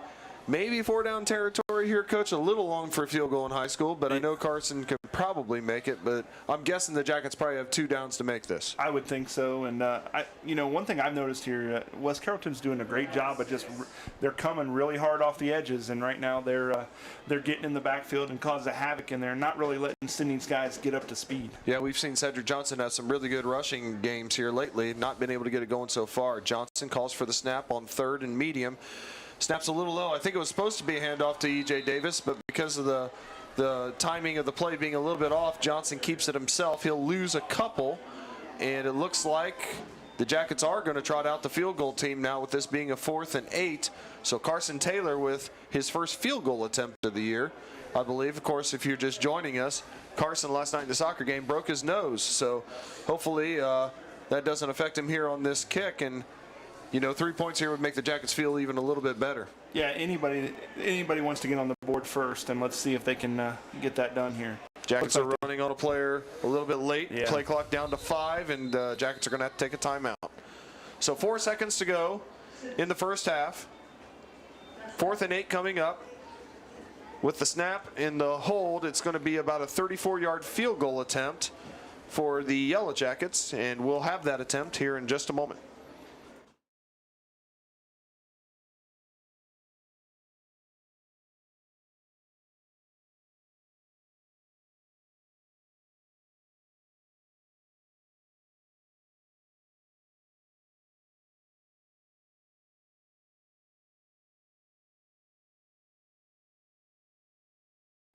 Got to get those screens. Well, the Yellow Jackets, Coach Ward, last time we had a special teams play out there, and we had to call a timeout right before it. It ended up pretty good for the Yellow Jackets. We'll see if this one can as well. Carson Taylor kicking this field goal. It's going to be spotted at the 24-yard line. The hold from Cedric Johnson and the snap from Miles Vordemark. Here comes the snap, the hold, the kick is up. And it is good. Carson Taylor with a nice kick from 34 yards. What a great weapon to have. Absolutely, one for one. Looks like just enough leg and perfect towards on that one. Good job by Carson Taylor, and the Yellow Jackets take an early 3-0 lead. That's also the end of the first quarter. So after 1 quarter of play, the Yellow Jackets on the last play of the first quarter take a 3-0 lead. We'll have the ensuing kickoff after we pause for just a moment.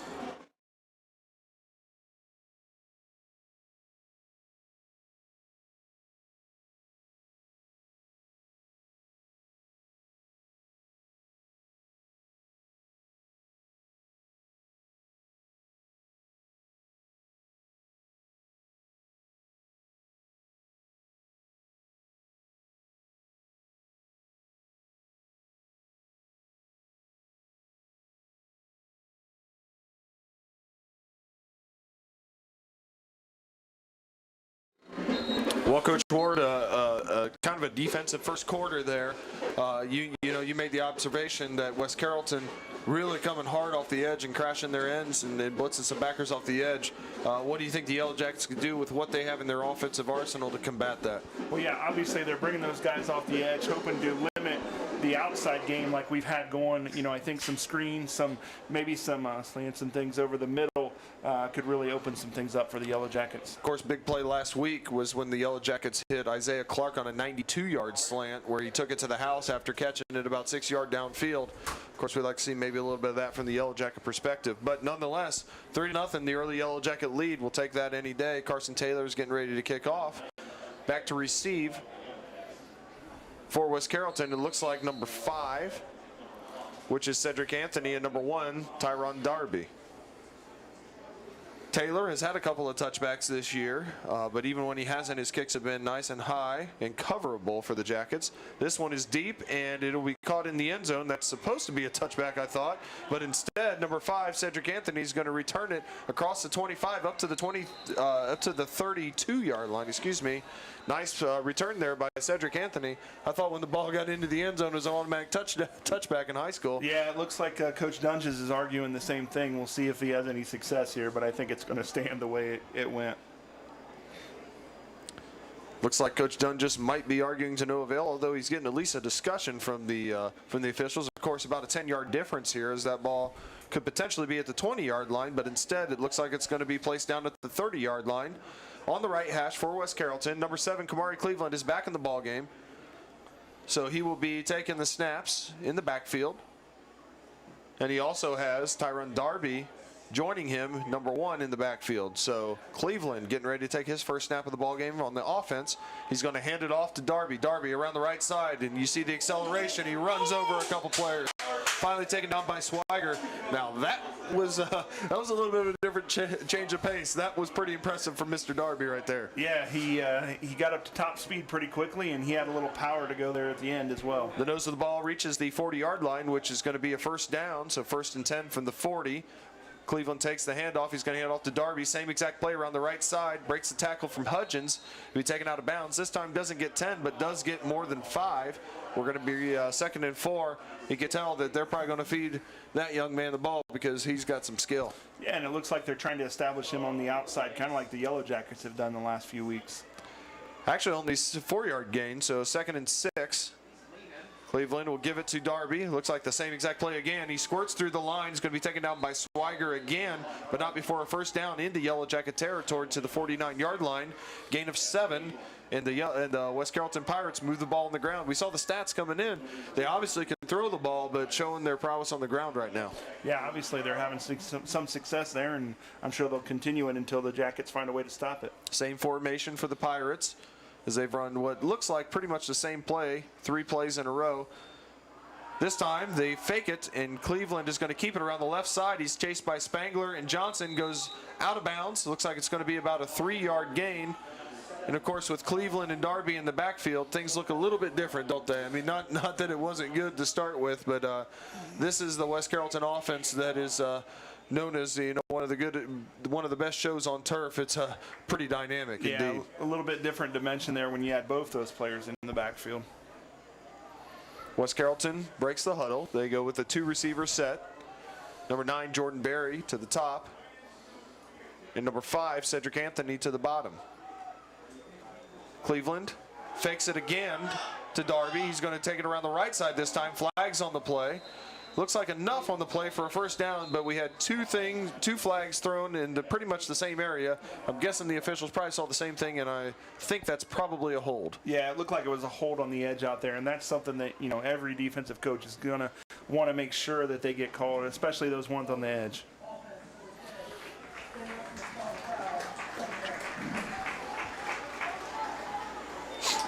So it is indeed a hold, and with 11:10 to go in the first half, that's going to take first down away from the Pirates and instead put them in 2nd and long. Scoreboard has it as 2nd and 18 as they go back into their own territory at the 43-yard line. This time, they break the huddle. West Carrollton does with 4 wide receivers. Cleveland is joined by Darby in the backfield. Darby, a junior running back, number 1. Cleveland calls for the snap. He's going to drop back to pass this time. Looking. He's going to be forced out to the right side by Michael Frank. On the run, he throws, nearly caught and nearly intercepted at the same time. Looked like it might have been intended for number 9, Jordan Berry, or number 10, Caden Gibbs. And Cam Vordermark for the Yellow Jackets was right there. Good job by the Yellow Jackets, forcing Cleveland out of the pocket, not letting him run, and then being there on the coverage. Yeah, and now the Jackets have a chance to, you got 3rd and long here. They need to take advantage and get off the field and get the ball back and try to get some more offense going. So 3rd and 18, big play for the Yellow Jackets. Of course, we've seen this from the Yellow Jacket offense several times. Got a great drive going, and then a penalty hurts them. But of course, with West Carrollton's athletes, third and long seems very doable at times. Yeah, and we just saw the Jackets convert one.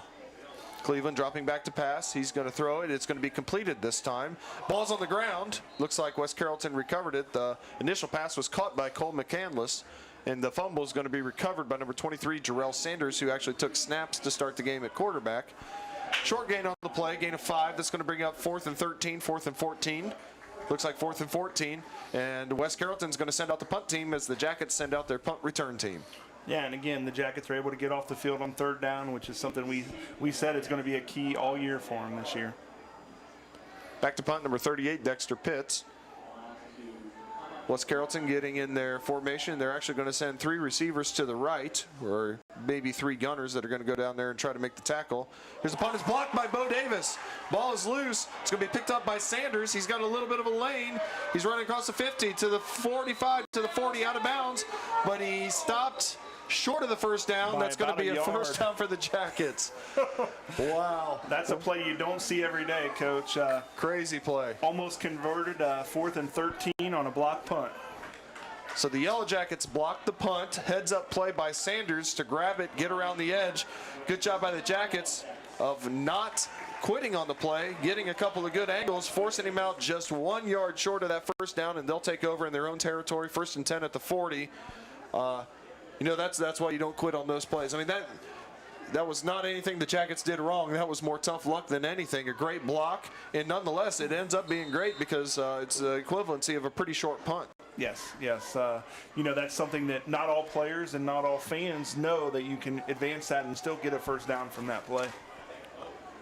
Cedric Johnson has 4 receivers, 2 to each side. He's joined in the backfield by E.J. Davis. Pettit's going to snap it to Johnson. He'll fake the pass. Now he's got Wheeler open down the sideline. Ball's just underthrown. Nice recovery there by the defensive player, number 36, Noah Babb. Good recovery there. Boy, the Yellow Jackets had one there. Good protection. Good call by Coach Devier. Just couldn't quite convert on the play. Yeah, and you know, it might have been a little bit underthrown, but even just, I think it was a little late more than anything. If he gets it out just a little quicker, he can hit him in stride, and I think that's a 6 for the Yellow Jackets. And like you talked, very aggressive that time up the middle with the blitz, but very aggressive defense. So some of those shots are going to be there for the Jackets. We'll see if they can convert as the night goes on. Said Johnson calls for the snap. This time he'll hand it off to Davis. He's met in the backfield and hogtied down by number 35, Anthony Baltimore. That's the 3rd or 4th time we've called his name, and most of them have been in the backfield. Yeah, you know, some defenses are geared around, you know, holding the gap and kind of playing at the line of scrimmage. Obviously, West Carrollton's mantra on defense is get in between those gaps, penetrate as much as you can, and just cause havoc back there. 3rd and 12 is what that's going to bring up as we approach the 9-minute mark in the first half. Jackets still lead 3-0. Cedric Johnson going to send Jacob Wheeler to the left side. He's followed by number 5, so that means that they're man-to-man defense. Johnson's going to roll out to the left, throw back to the right. He's got Sam Reynolds. There is nobody in front of Reynolds. Reynolds gets the lead block from Keenan Johnson. Reynolds to the 20, to the 15, to the 10, out of bounds near the 5. Great call there by Coach Devier. Boy, that was like the parting of the Red Sea for the Jackets. Yeah, and you know, Coach Ward's up here on the camera as well, and we apologize. We got a little bit of we're up here in the box, and we missed the very end of that because of the window here. Yellow Jackets moving quickly. 1st and 8, 1st and goal. Johnson going to hand it off to E.J. Davis. Met in the backfield again. Sheds the tackler. Works his way back near the line of scrimmage. He's going to get to the 10, where he's finally taken down by number 3, McCandless. That's going to bring up 2nd and 10. Running game hasn't quite gotten going yet for the Jackets, and a lot of that is due to the aggressiveness of the West Carrollton defense. Yeah, you know, it's probably going to be one of those nights where it's, you know, a yard or 2, maybe 3, and then all of a sudden they bust one. You know, EJ might get loose on one when a missed tackle or something like that, because they're getting so many guys up to the line of scrimmage. Yellow Jackets trying to extend on their 3-0 lead. Devin Taborn comes in for E.J. Davis to give him a break. It is 2nd and goal, as the only stick up is the down marker. And it is just outside the 10-yard line. Cedric Johnson, 3 receivers to his left. He's going to toss it to Taborn. Taborn, nice cutback. Gets to the 10, inside the 10, down to the 5. We're going to get a flag on the play, probably a hold on the jacket. Boy, that was a nice run by Devin Taborn. Yeah, I don't think that's quite the way Coach Devier drew that one up, but it would have been a nice play, but it looks like we're going to have a hold of some kind in there. Reminds me of a play one time where I called a sweep right with Andre Gordon, and he ended up going to the left and making 75 guys miss, and I said that's exactly how I drew it up. So Yeah. I knew that was open. I don't know. We still haven't gotten a signal here. We're still waiting to see. Oh, looks like it might have been on. 5-yard face mask. Good news for the Jackets. So that's going to be a half the distance to the goal penalty. That's going to put it inside the 2 at the 1.5-yard line. Still going to be second down. Kind of a break there for the Jackets as they bring out their 2-back set. Yeah, and it might be a little different this week with not having all your normal starting offensive linemen. Normally you just look to just punch this in. We'll see what the Jackets do here. Johnson moving Devin Taborn where he wants him. Johnson takes a snap. He's going to hand it off to Taborn. Plows behind the back of E.J. Davis on the right side of the line into the end zone. Touchdown, Devin Taborn. Good surge by the right side. Nice block by E.J. Davis. Good drive by the Jackets. Yeah, you mentioned it earlier there. E.J. loves to block. Devin likes contact. So I was wrong there a little bit. You just give it to Devin behind E.J. and you just power it in there and get your first touchdown of the game. Nice little wrinkle there for the Jackets, especially a nice goal line package.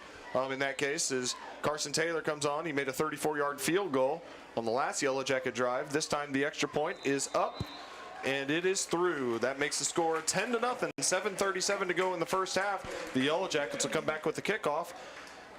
Thanks for joining us. We'll be back in just a moment.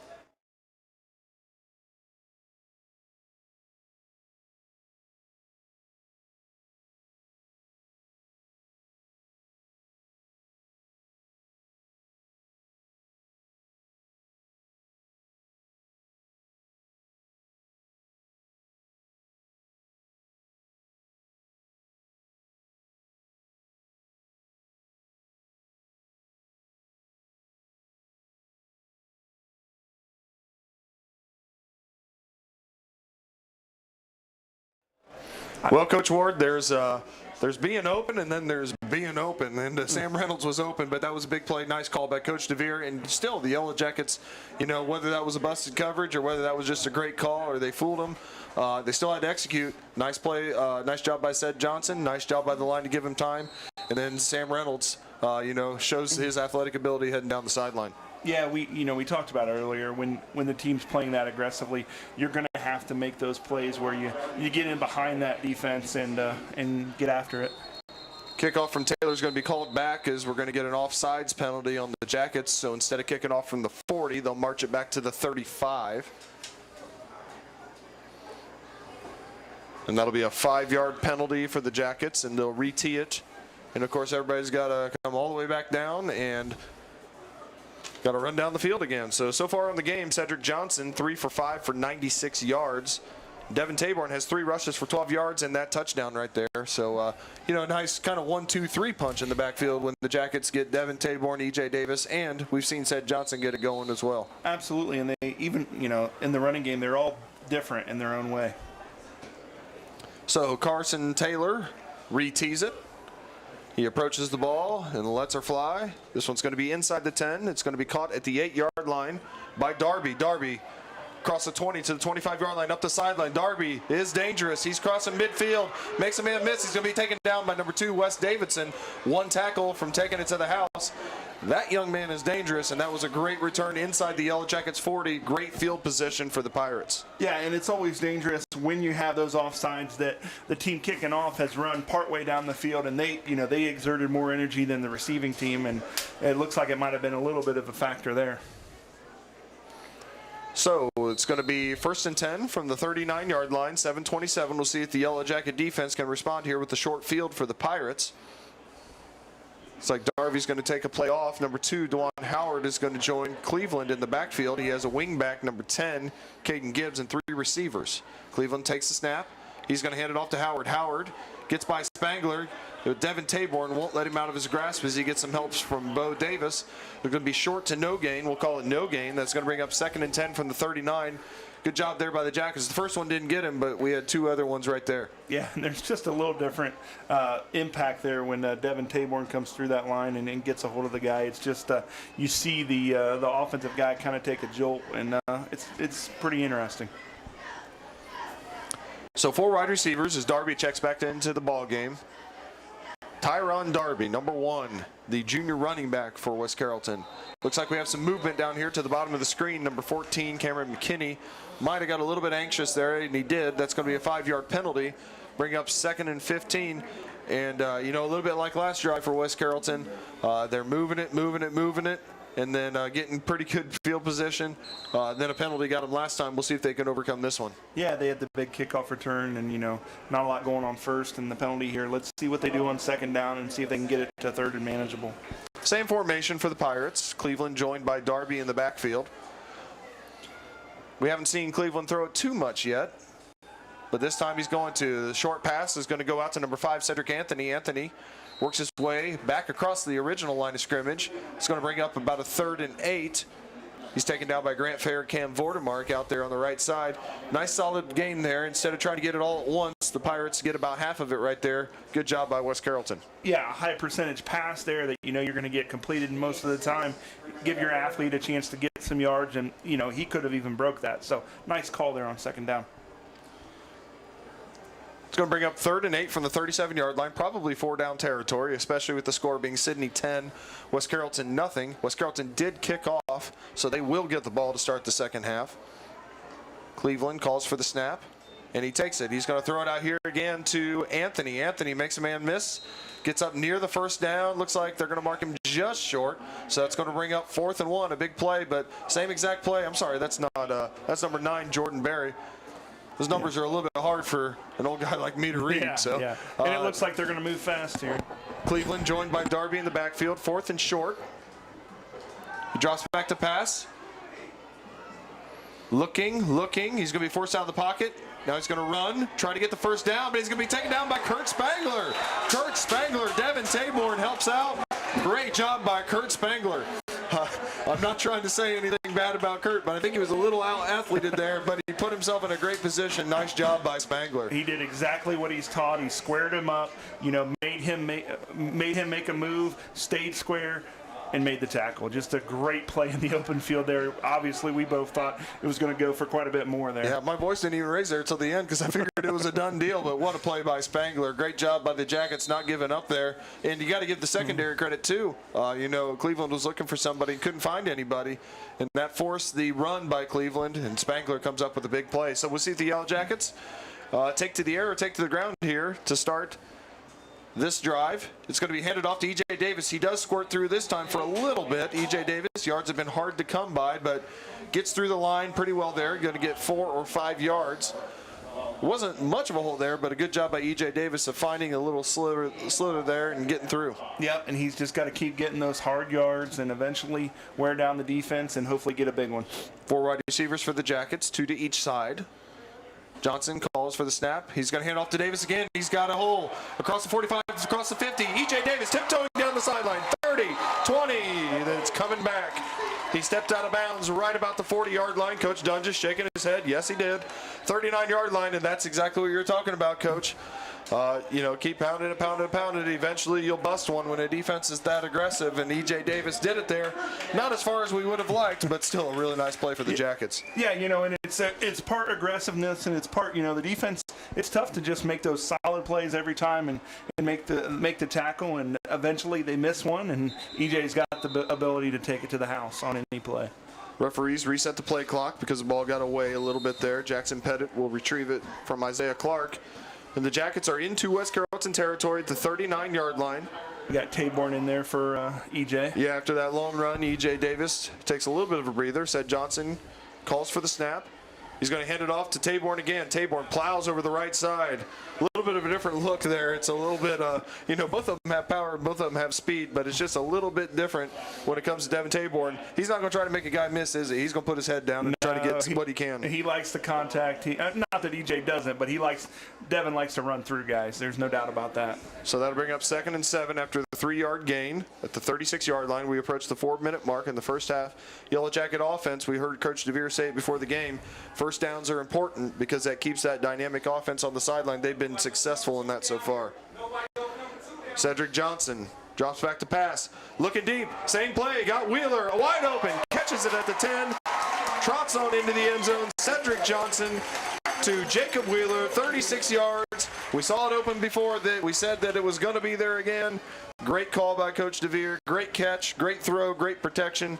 Jackets go up by 16. Yeah, you know, we were hoping that this was going to be what happened as the game went on. You know, that aggressiveness is really tough to handle at first, but Jackets have made some nice adjustments, some nice calls, nice plays by some of the outside receivers and running backs, and now they've kind of got it going. You got to give the offensive line credit, too. Kind of a mismatch of guys compared to what they had last week. Of course, they had all week to practice with each other, but with 3 starters out, as the kick is perfect right down the middle by Carson Taylor to make it 17-0. But speak to that offensive line. They've, they were shocked a little bit, it looked like, at the start of this ball game, but they've really kind of seized control of this thing as it's gone on. You know, it's tough for an experienced offensive line to deal with a defense that is that aggressive, is you know, just having guys just crash on the outside, crash through those gaps, and especially when you got 3 different starters in there that haven't had a lot of experience.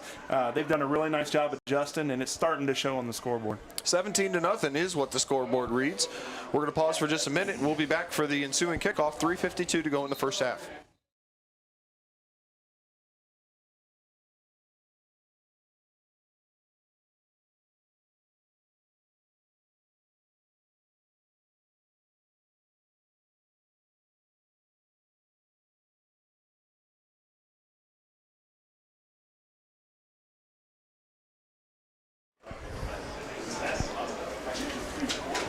Yellow Jackets have kind of seized control. A few stats as my stat E-man hands me the stat paper. Cedric Johnson, 4 for 6 for 132 yards and the touchdown pass.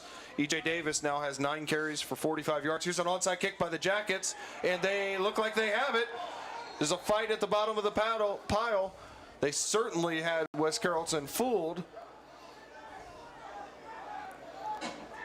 And West Carrollton wrestled it away, so they're going to take over at midfield.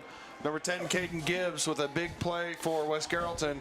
He's limping off a little bit. I think that he took a pretty good hit there. Boy, so close for the Jackets. Very close, and that's a, you know, Coach Doenges always keeps the other guy honest. When he sees, you know, maybe they're retreating early on that front line, he's not afraid to take a chance at any point in the game and execute one of those onside kicks that he has in his back pocket. So 17-0. Pirates are going to take over just in their own territory at the 49-yard line. Cleveland and Darby are in the backfield. Darby's going to be in the pistol formation to start. Tight end to the right for West Carrollton. I think that's the first time we've seen a tight end. A little mix-up in the backfield. Cleveland's going to keep it. He shifts to the left, gets upfield. He's going to be taken down by Chris Huggins. There's a case, we've seen Cedric do it a couple times, but Cleveland makes a guy miss and makes something out of nothing after a little mix-up in the backfield. Yeah, it looked like, you know, the running back goes one way. Cleveland thought he was going the other way. Definitely a mix-up, but again, when you have that kind of an athlete back there, there's always a chance for something good to happen. Gain of 6, but a nice play by Chris Huggins to hold it to 6. As we get close to 3 minutes, tight end to the right once again for the Pirates. Cleveland and Darby in the backfield. Cleveland takes the snap. He's going to hand off to Darby around the right side. Darby gets downhill inside the 30, down to the 25-yard line where he's tripped up by number 7, Donovan Johnson. Boy, you don't want to let him get hit going downhill. That was a nice gain there by Darby. And West Carrollton looking to go quickly as we get to 3 minutes to go in the first half. McCandless is going to be tight end left. Number 9, Jordan Berry. Number 23, Jamel Sanders up top. Handoff goes to Tyron Darby. Darby just over the left side. He's going to be taken down by Dobbs, Taborn, and also Michael Frank. That one was a short gain. The Jackets did a nice job of plugging up the hole a little bit more there on the defensive side of the ball. Yeah, well, they got to stiffen up here. You know, the field is shortening, so we'll see if that helps the Jacket defense. They've done a good job when they have been threatened of kind of, you know, bucking up and making sure that they don't allow a score. Kamari Cleveland breaks the huddle. He's going to have Tyron Darby to his left. 3 receivers up top as the Pirates go away from the tight end and they flex out number 3, Cole McCandless. Cleveland, quick pass on the left side. This one is indeed to number 5, Cedric Anthony. I gave him credit for a couple catches earlier that were not his. It's going to be a short gain on the hitch route, but it's going to bring up a 3rd and short after a gain of 5, 3rd and 2. 2 minutes ago in the first half. Yeah, and they have plenty of time here, so they're just looking to keep the sticks, get a new first down, and then really go for the end zone. Jackets only have one timeout. West Carrollton does not have any. But as you said, Coach Ward, plenty of time with 1:45 and counting. Cleveland's going to have two backs this time. One back as he puts McCandless in the wing position. DeJuan Howard joins him in the backfield. The handoff goes to Howard around the left side. Howard makes a man miss. Nice run by Howard. Also a very skilled running back down to the 10-yard line. That's going to be a first down. That's a nice 1-2 punch they have, just like we have EJ and Devin Taborn. Howard and Darby, that's a pretty solid 1-2 punch. Yeah, they both can do some things in there, and you know, they do have some time here, but they're also going to have to still keep it going because with no timeouts, you know, they are a little bit limited as to how much time they can take. Kamari Cleveland takes the snap. He's going to hand it off to Howard again. Gets a lead block and plows inside the 10 down to the 7-yard line. Ball's on the field. Yellow Jackets pointing as if they have it. Let's see if we're right this time. And they do. Brennan Barnes comes up with the fumble. Huge play, the second huge play for the Yellow Jackets. A little extracurricular activity there after the play. But the Jackets come up with a huge stop, take advantage of the West Carrollton turnover, and now it's just about protecting the ball yourself and getting into the halftime. Huge play for the Jacket defense. Yeah, that's a huge turn there. You know, if West Carrollton goes in and scores there and it's only down 10 at halftime, then they get the ball. They have a chance to really cut into that lead and go for it. Looks like the Yellow Jackets are going to come out with two backs this time. Probably going to hand it off and just be happy to get to the half, but also, you know, with those three guys in the backfield, maybe you squirt loose and get close to midfield where you can attack a little bit. The handoff's going to go TJ Davis. Davis around the right side, out across the 10 to 15 to the 20, out of bounds at the 22-yard line. Nice run by EJ Davis, a gain of 11 or 12. Looks like actually maybe only 10, excuse me. But it is going to be a first down. And the clock stops 54 seconds to go in the first half. Maybe one more run, Coach, and see if you can get another one like that, and then maybe things change a little bit. Yeah, if you get 10 to 15 here and get you some breathing room, you might take a shot. So the Yellow Jackets will stay with their two-back set. EJ Davis is going to be a little bit closer to the line, which of course makes you think maybe the ball is going to Devin Taborn. And it indeed does. The handoff is to Taborn. He works to the left side. He's going to work across the 24-yard line to the 25-yard line, a gain of 5. And 45 seconds and counting. Yellow Jackets have to be happy with a 17-0 lead. You certainly don't want to make a mistake deep in your own territory. I like the strategy, Coach. Try to bust one with your athletes, but if you don't, no big deal. Be happy, go to halftime up 17. Yeah, secure the ball. Just make sure that you don't give it up here and give them one last chance before the half. So two backs again for the Yellow Jackets. Taborn to the left, Davis to the right, Cedric Johnson in the middle. Johnson getting ready to call for the snap. EJ Davis moves up just a little bit. He's going to be the lead blocker. Handoff goes to Taborn. Taborn protecting the ball is going to work out for about a 3-4 yard gain. It's going to be short of a first down, but it doesn't matter. It's West Carrollton, no timeouts. And that's going to be the last play of the first half. A great first half for the Jackets. They lead 17-0. Coach Ward, we saw an aggressive defense from West Carrollton really put the Jackets on their heels to start the game, but then we saw the Jackets adjust and do a pretty nice job there toward the end of the first half. Yeah, they took advantage of that aggressiveness and made some plays, some nice plays. You know, the definitely going up and getting the one ball. I believe that was Isaiah Clark doing that. That kind of sparked that first, big drive down there where the field goal happened, and then just some other big plays over the top that really helped open the game up a little bit. And on the other side of the ball, you could see why West Carrollton's offense is talked about so much. I mean, not just the guys in the backfield that we have been, talking about all night, but they have some great receivers on the edge as well. Yellow Jackets have been a little bit fortunate in the fact that West Carrollton's made some turnovers, but give the Jackets a little bit of credit as well, Coach Ward, for creating those turnovers and taking advantage of them when they happen. Yeah, the Jackets have kind of taken advantage of those, like you mentioned, as other teams have done against the Jackets. It really has been those little miscues and turnovers that have really hampered the West Carrollton offense, or else this would be an even closer game here at halftime. Okay, so we'll set our microphones down and try to pick up as much of the band sound as we can here as they get ready to perform their halftime show. And then after the halftime show, we'll show you the Levy ad that the TV Productions made, and then we'll also go over some halftime stats. Yellow Jackets lead at halftime 17-0. West Carrollton will get the ball to start the second half. Here comes the Pride of Sydney, the marching band. Thank you very much for joining us tonight. Enjoy the band.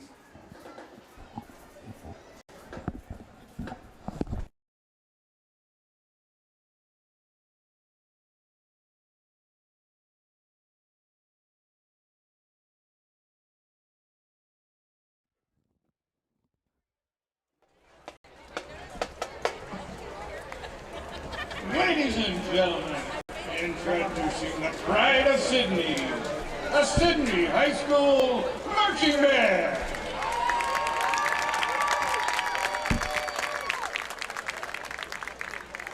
The band is under the direction of Mr. Chris Adams, Mr. Todd Bridges, and Mr. Terry Brystone. The band is led onto the field by field commanders Savannah Kester and Elizabeth Shaw. Tonight, the Pride of Sydney pays tribute to movie mega hits. We are proud to present the timeless music from The Wizard of Oz.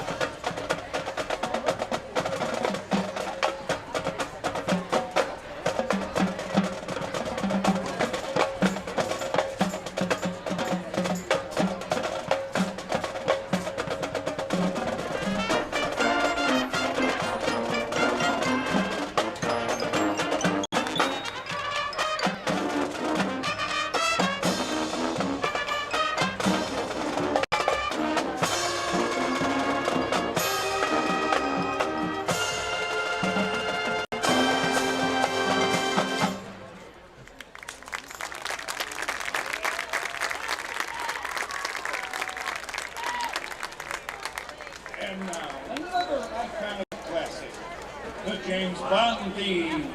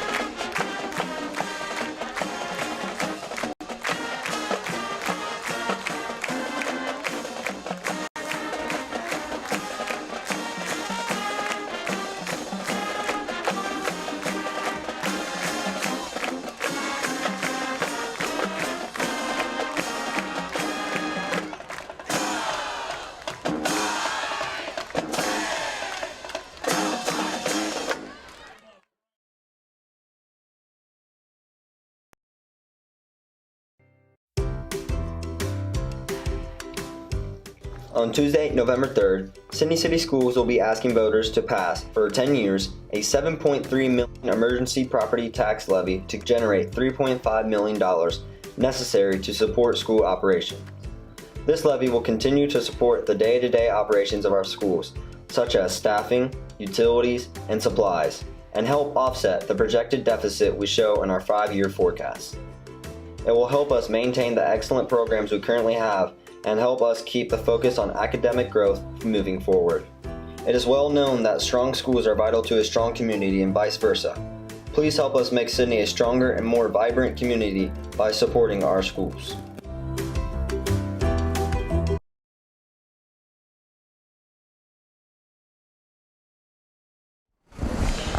Welcome back, ladies and gentlemen. As we get ready, the original 10 minutes has run out on the clock, and then we've got 2:30 until the second half kickoff, which will be the Yellow Jackets kicking off to the West Carrollton Pirates.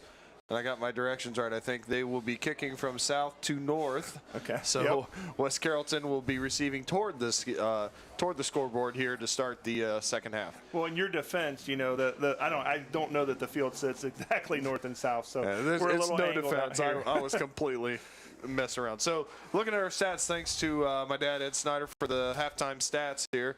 Let's look at the Sydney offense first of all. Cedric Johnson 4 for 6 for 132 yards and a touchdown pass to Jacob Wheeler. Really efficient half from Ced Johnson.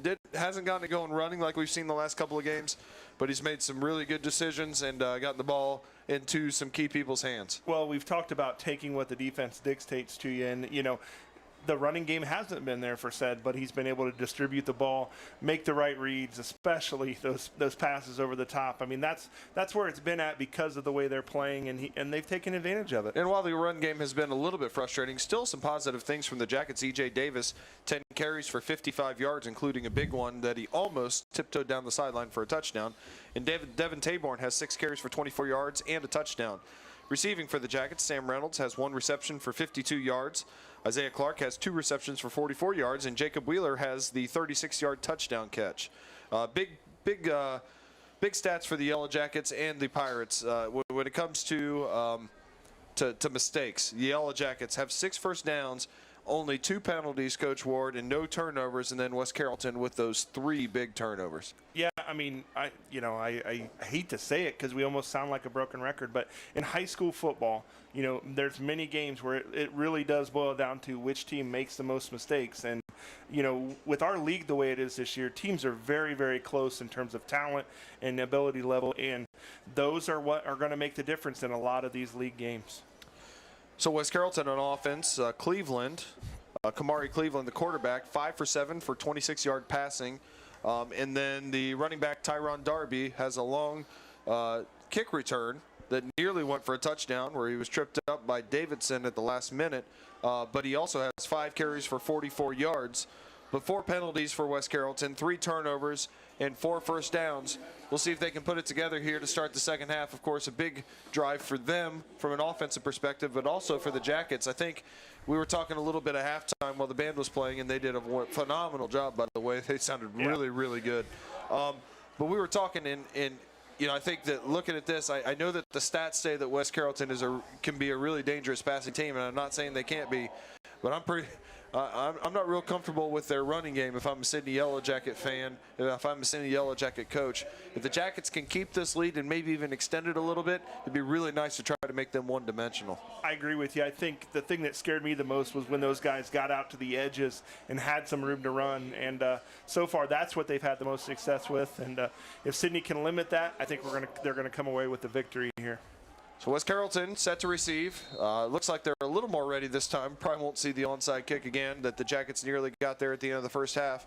Carson Taylor's going to go back, and it looks like he's going to get set to kick it deep to begin the second half. Taylor flies it. This one is a squib on the ground. It's going to be picked up at the 27-yard line. And I believe if you're watching from home, that probably was not a missed kick. That was probably on purpose and a good call by the Jackets. Yeah, with those athletes, anytime you can get the ball on the ground, get their guy on the ground, and limit the options for them, I think it's a win. So the Pirates will start at their own 28 instead of Sydney's 28, which almost happened last time that the kickoff went into the end zone and they returned it. So instead, the Jackets will take over, or will be on defense. in West Carrollton territory. 1st and 10 from the 28-yard line. Pirates break the huddle. They have Darby in the backfield, joined with Cleveland, the quarterback. Kamari Cleveland has 2 receivers to his left, a tight end and a receiver to his right. He's going to hand it off to Darby. Darby darts through the line, but he's going to be taken down right there by Bo Davis and a host of Yellow Jackets. Darby turned a 2-yard gain into a 4 or 5-yard gain. Nice run by Darby and a good first down play for the Pirates. Yeah, he just kept his feet moving there and got a couple extra yards. This drive is going to be huge for West Carrollton. They come in losing 2 close games, and that sometimes that's the tipping point in the season. If they can get a drive going here, get a score, they're right back in it. But if not, it may be tough for them. Cleveland joined by Darby to his left in the backfield. The wing, McLandis, is going to be to the right side of the formation. Cleveland fakes a handoff to Darby. Now he's darting around the left side, taken down hard by Taborn. Nice play by Devin Taborn. Short gain for the Pirates, but still a 3rd and short for the West Carrollton Pirates. Yeah, I was really worried there, but Taborn did a nice job of closing on him there and really reducing that down, so it was only a couple-yard gain. Yellow Jackets make a little bit of a substitution on 3rd and 2. Carter Elsner and Jacob Wheeler check in for the 3rd down play. West Carrollton breaks the huddle. We'll see what they do here on 3rd and 2. Last time they had a 4th and short. They looked to pass, and the quarterback Cleveland was met by Kurt Spangler. This time they show a running formation with 2 backs and a wing. Only 2 receivers in the formation for West Carrollton. Motion left on the flex motion by the tight end, but we're going to get a flag, and I think the play clock might have run out before that snap. Yeah, and the Jackets were kind of creeping up to the line. I think that might have made the quarterback hesitate there just at the last second to kind of anticipate the blitz, and it might have cost West Carrollton there. So obviously a big difference between 3rd and 2 and now 3rd and 7 for the Pirates from their own 31-yard line. Yeah, they might have even went for it there on 4th and 1 or 2 if they hadn't gotten it on 3rd. So that if the Jackets can keep it, to a yard or 2 here, chances are they're going to punt it away. West Carrollton breaks huddle with 10 seconds left on the play clock. So once again, might be in danger of not getting this snap off.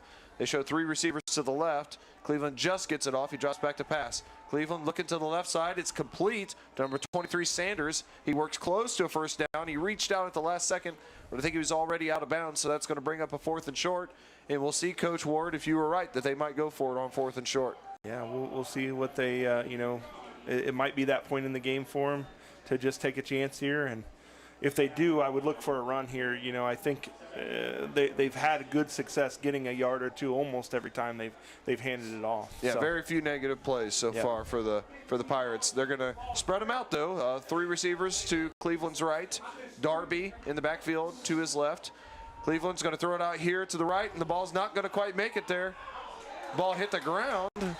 And there's the incomplete. I was waiting for it. I didn't know if it was backwards and they were letting it go, but instead it's an incomplete pass. And just like that, the Yellow Jackets get great field position once again. Boy, that's 2 4th and 1 plays that have gone the Yellow Jackets' way. Both of them, were pass plays for West Carrollton that didn't turn out good, and the Jackets take over. Yeah, you never want to question a coach, and I'm not doing that, but I was surprised that they didn't go to the running game there with the success that they've had getting positive yardage with the running game. So the Yellow Jackets see if they can take advantage here. 2-back set for the Yellow Jackets with Taborn and Davis in the backfield. Jacob Wheeler is going to be on the right side of the formation with Sam Reynolds, Avante Martin solo left. Now Wheeler is actually going to come over here to the left side. Taborn and Davis in the backfield. Cedric Johnson takes a snap. It's on the ground. Ball is loose. West Carrollton might have gotten it right back. They're pointing that way, and it looks like they did. So the Yellow Jackets make their first big mistake of the ball game. Fumble on the snap that didn't quite get back to Cedric Johnson.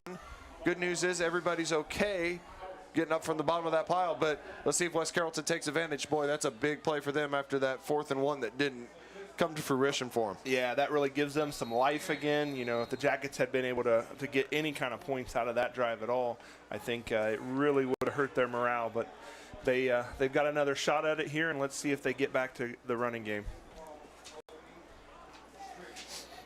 So 1st and 10. The spot's going to be the 42-yard line, still in their own territory, but close to midfield are the Pirates. Kamari Cleveland the general of the offense for the West Carrollton Pirates. He has 3 receivers to his right, drops back to pass again.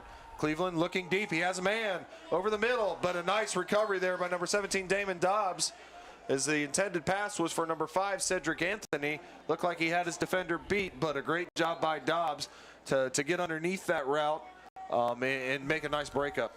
Yeah, you know, the Jackets have done a nice job all year of just kind of being in the right spot, and when they haven't, they've been able to close and make those plays most of the time. So a dangerous play there for the Jackets, as that speed from Anthony almost burned him, but a nice play by the defense. Bring up 2nd and 10. Cleveland calls for the snap, drops back to pass. Amari Cleveland looking deep. He's got a man again, or he's looking for the same man, which is number 5, Cedric Anthony, excuse me. Nice play there by Grant Fair. Grant was beat a little bit last play, but not that time. He learned his lesson. He was right there. Nice play by Grant Fair. Yeah, it's pretty obvious. They have a different mindset right now than what we were thinking. They're looking to take advantage of some playmakers out there and take shots down the field, and they're definitely doing that.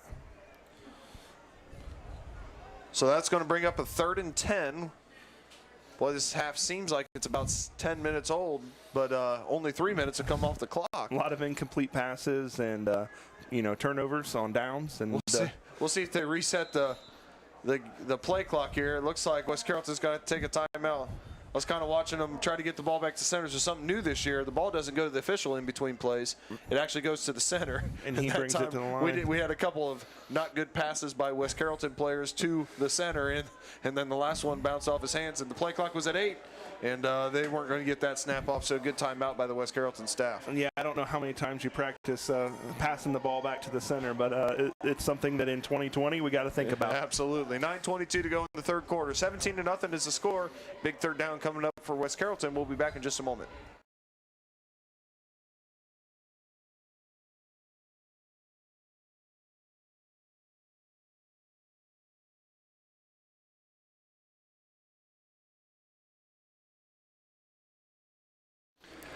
Okay, back here at City Memorial Stadium, 30-0 field.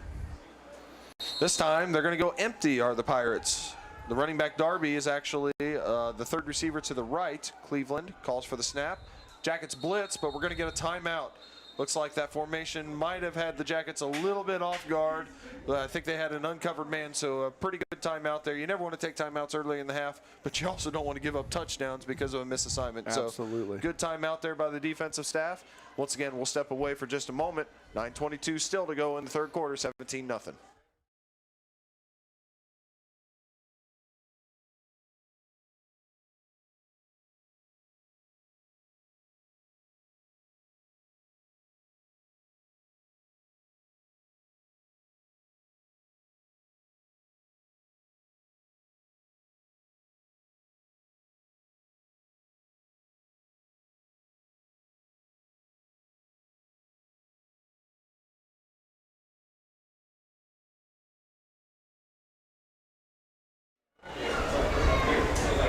Okay, so we've tried this a couple times. Now we're going to try it for a 3rd time. It's 3rd and 10 after successive timeouts by West Carrollton and Sydney. Different formation this time as a wing and 1 running back.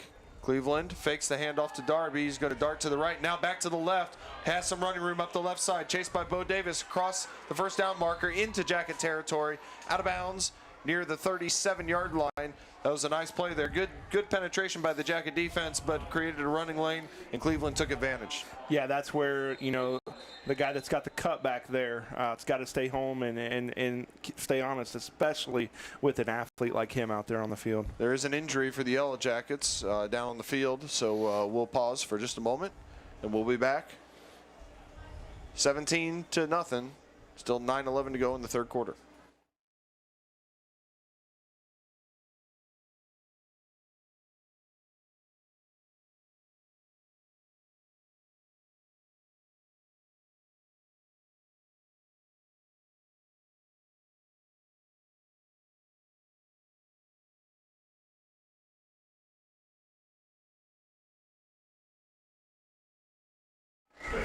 The injured Jacket player is number 54, Keenan Johnson. And he's jogging off. It looks like he's going to be all right. Hopefully he is, because he's playing on both sides of the ball for the Jackets. Yeah, Keenan, a great student, great kid, and turned out to be a pretty darn good football player on both sides of the ball as well.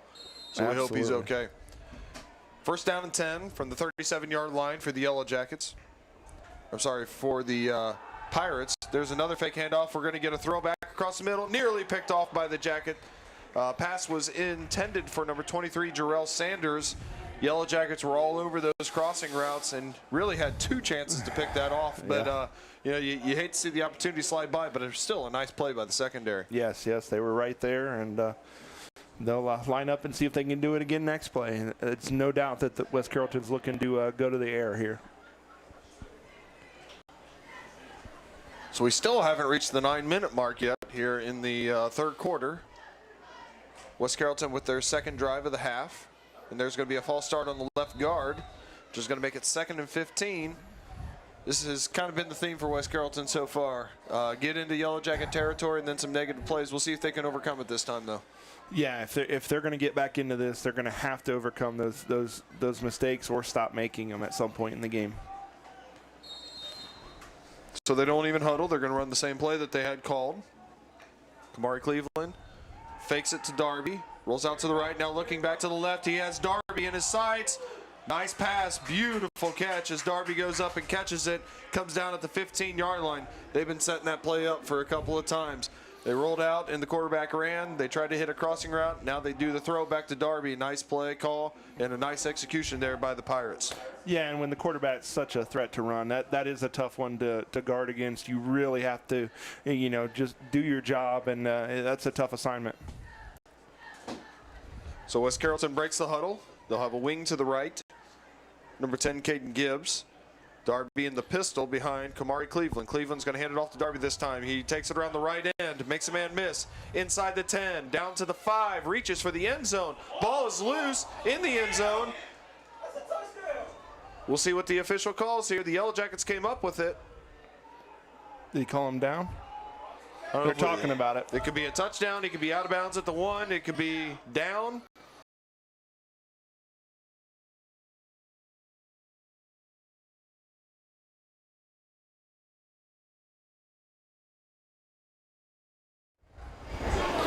Well, Coach Ward, that bend but don't break Yellow Jacket defense has been, you know, fortunate with some good bounces and some turnovers, some untimely turnovers for the Pirate offense. I don't know if there's a better bounce that you can get in a game like this than that play right there. That was very fortunate for the Yellow Jackets. Cedric Johnson going deep for Bonte Martin, and it's going to be picked off.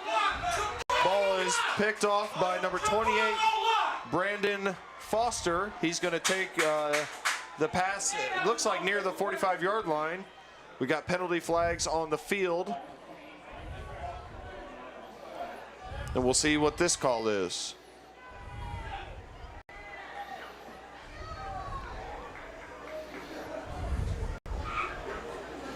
Might be a dead ball foul here, Coach Ward. We'll see what the call is. Yeah, I definitely think we're going to have a change of possession. So the interception's going to stand. Now let's see what the penalty is. The ball does not lock.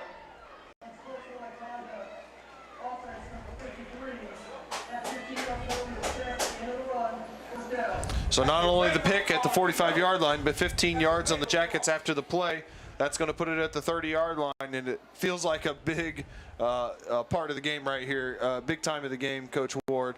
It's been a pretty emotional half here so far. Only 3.5 minutes off the clock, believe it or not, with all this action that we've had. And it feels like this could be a turning point one way or the other these next couple of possessions. See if West Carrollton can take advantage of the Yellow Jacket mistake this time, and then see how the Yellow Jackets respond. Yeah, the way this drive finishes is going to be key to the rest of this game. So West Carrollton comes out with 2 receivers to each side. Cleveland calls for the snap, drops back to pass.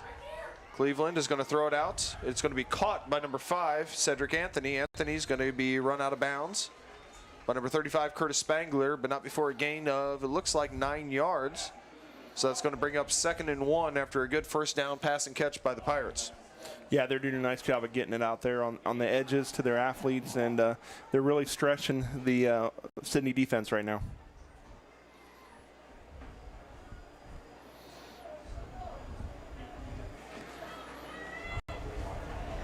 So 2nd and 1 from the 21-yard line.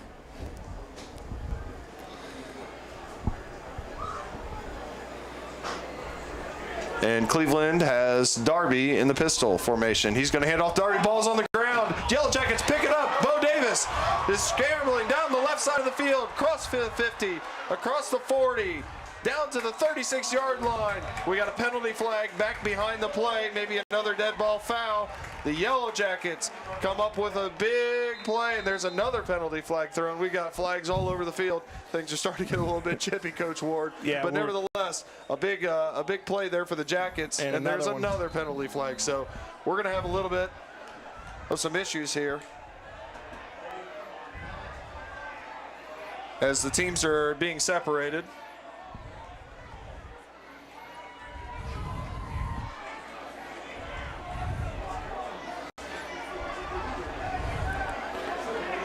Boy, you hate to see that in a high school game. It's been a very emotionally charged half. There's no doubt about it. Yeah, both on the field, both on the field, up here in the booth, and everything. So, we just hope that cooler heads can prevail here. Of course, the Yellow Jackets are right now. They're doing the ultimate talking, and they're up 17-0 with the ball. Let's hope that they keep the ball here after all these penalties, and more importantly, let's hope that we keep all the players on the field for both teams. Yeah, it's a high school sporting event. We want sportsmanship to always be at the forefront, and no matter what happens, in the outcome of the game, that is one of the key things that we want to see.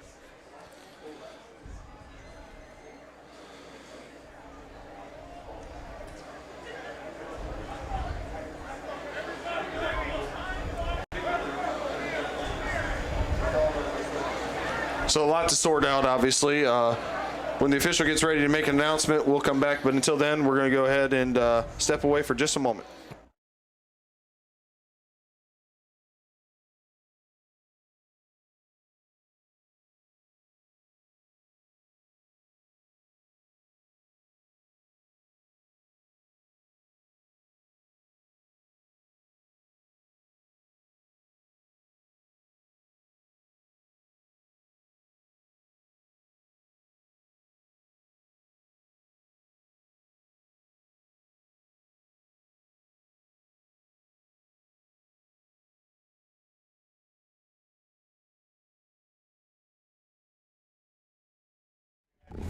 Okay, we're back. Looks like we're going to get the announcement from the official as they have everything kind of straightened out.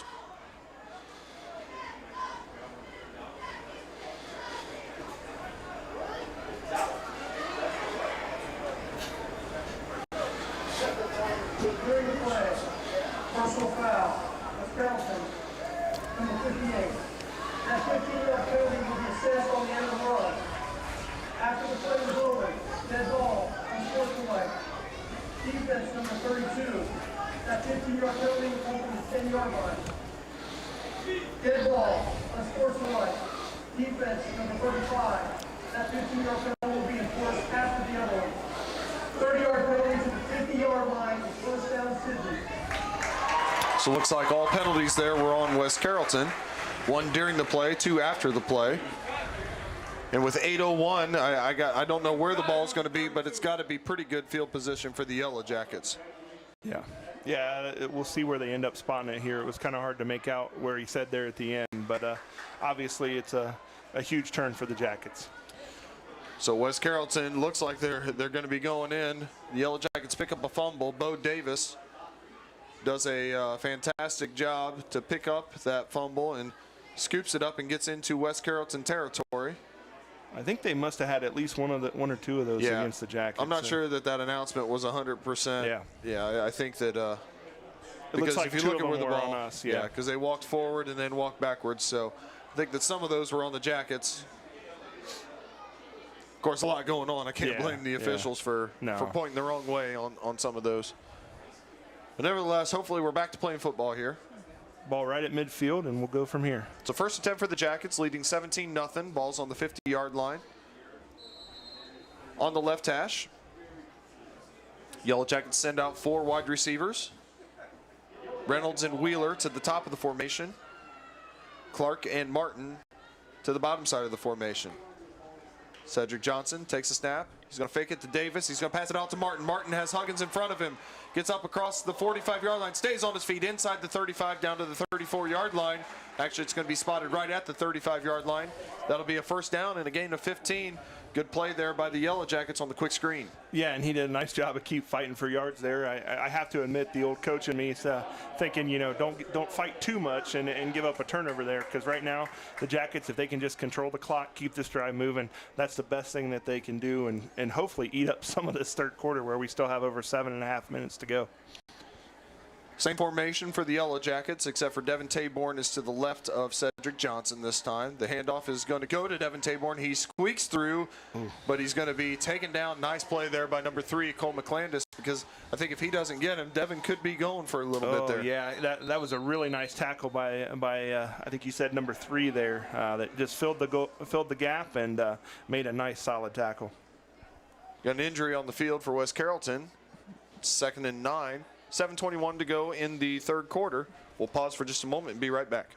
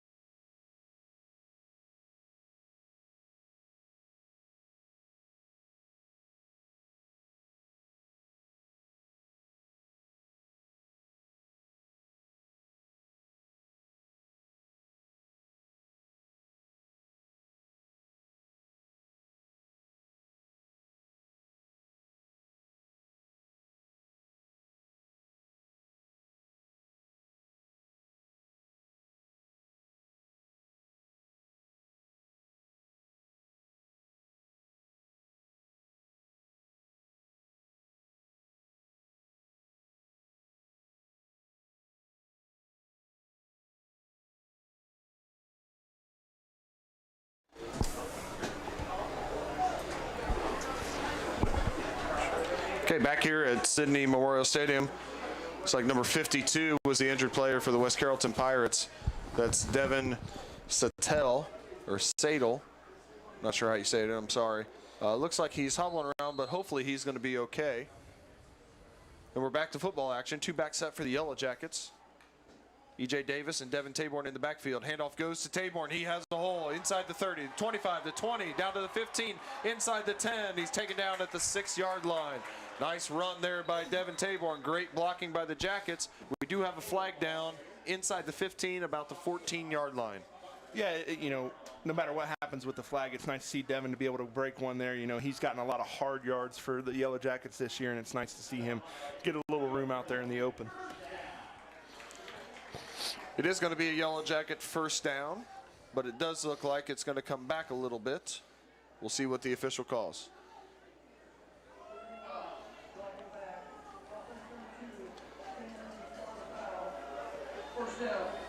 So a 10-yard penalty, but the gain on the play was about 23, 24 yards, so still a first down, but only 12 to 13 yards on the actual gain.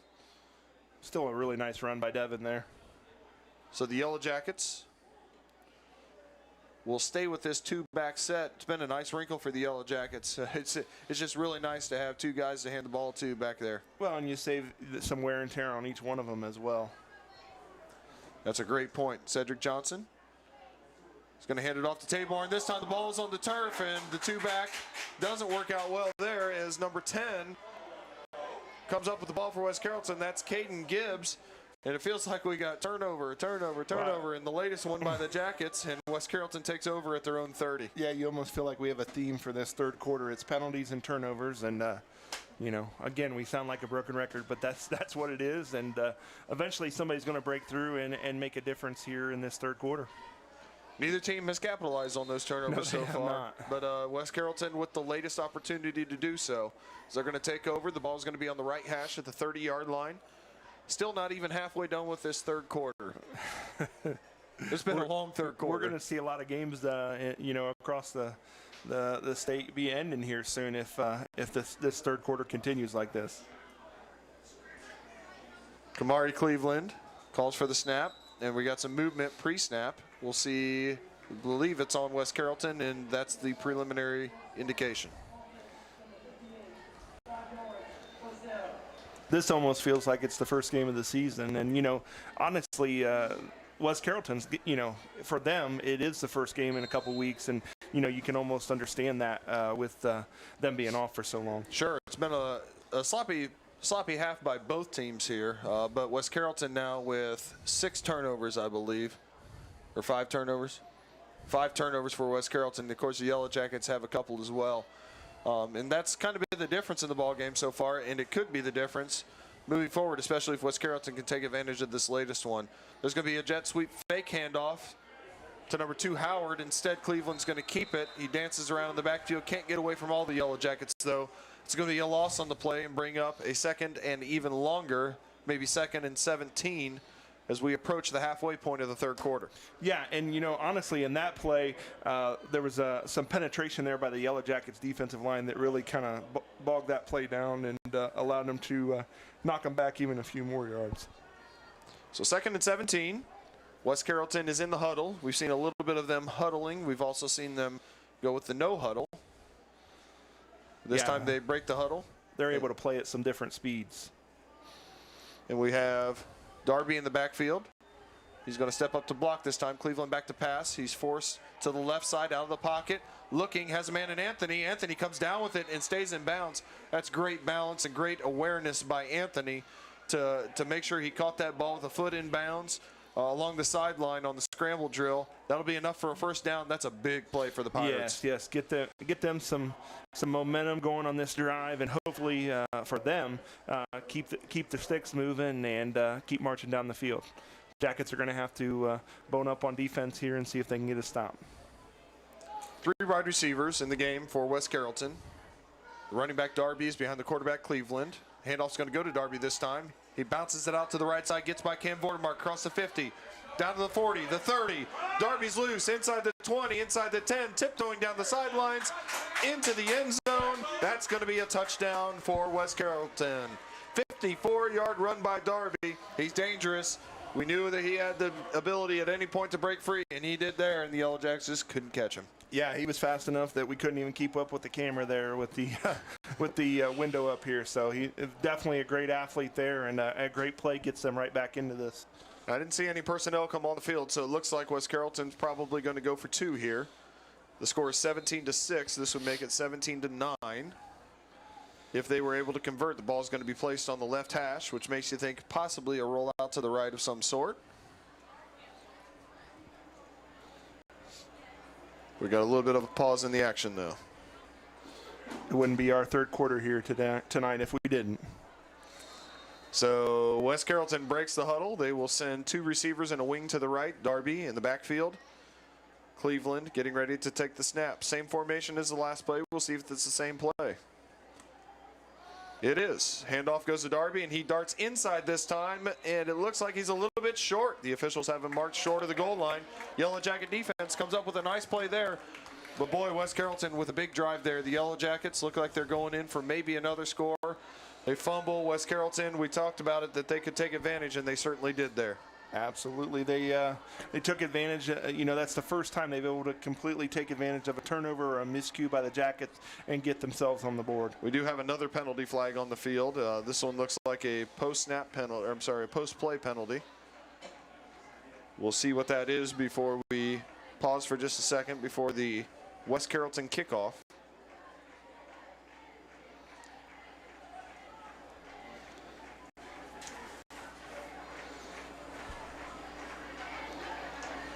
These officials are definitely getting they're earning their checks tonight. I think so.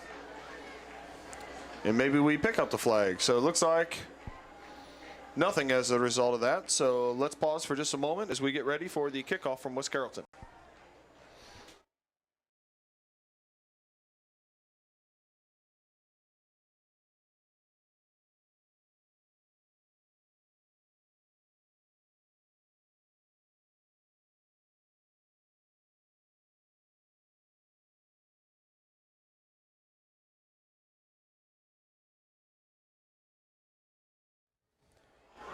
So back here at City Memorial Stadium, and I stand corrected once again. I must have missed a signal. My apologies. But that was an unsportsmanlike conduct penalty on the Yellow Jackets. So West Carrollton is going to get a kickoff in Yellow Jacket territory at the 45-yard line. Number 3, McCandless, is going to do the kickoff duties. This is where you worry about something tricky. I was just going to say, you got to worry about something tricky here because they don't have much to lose in terms of that. The kickoff's going to go to Carter Elsner.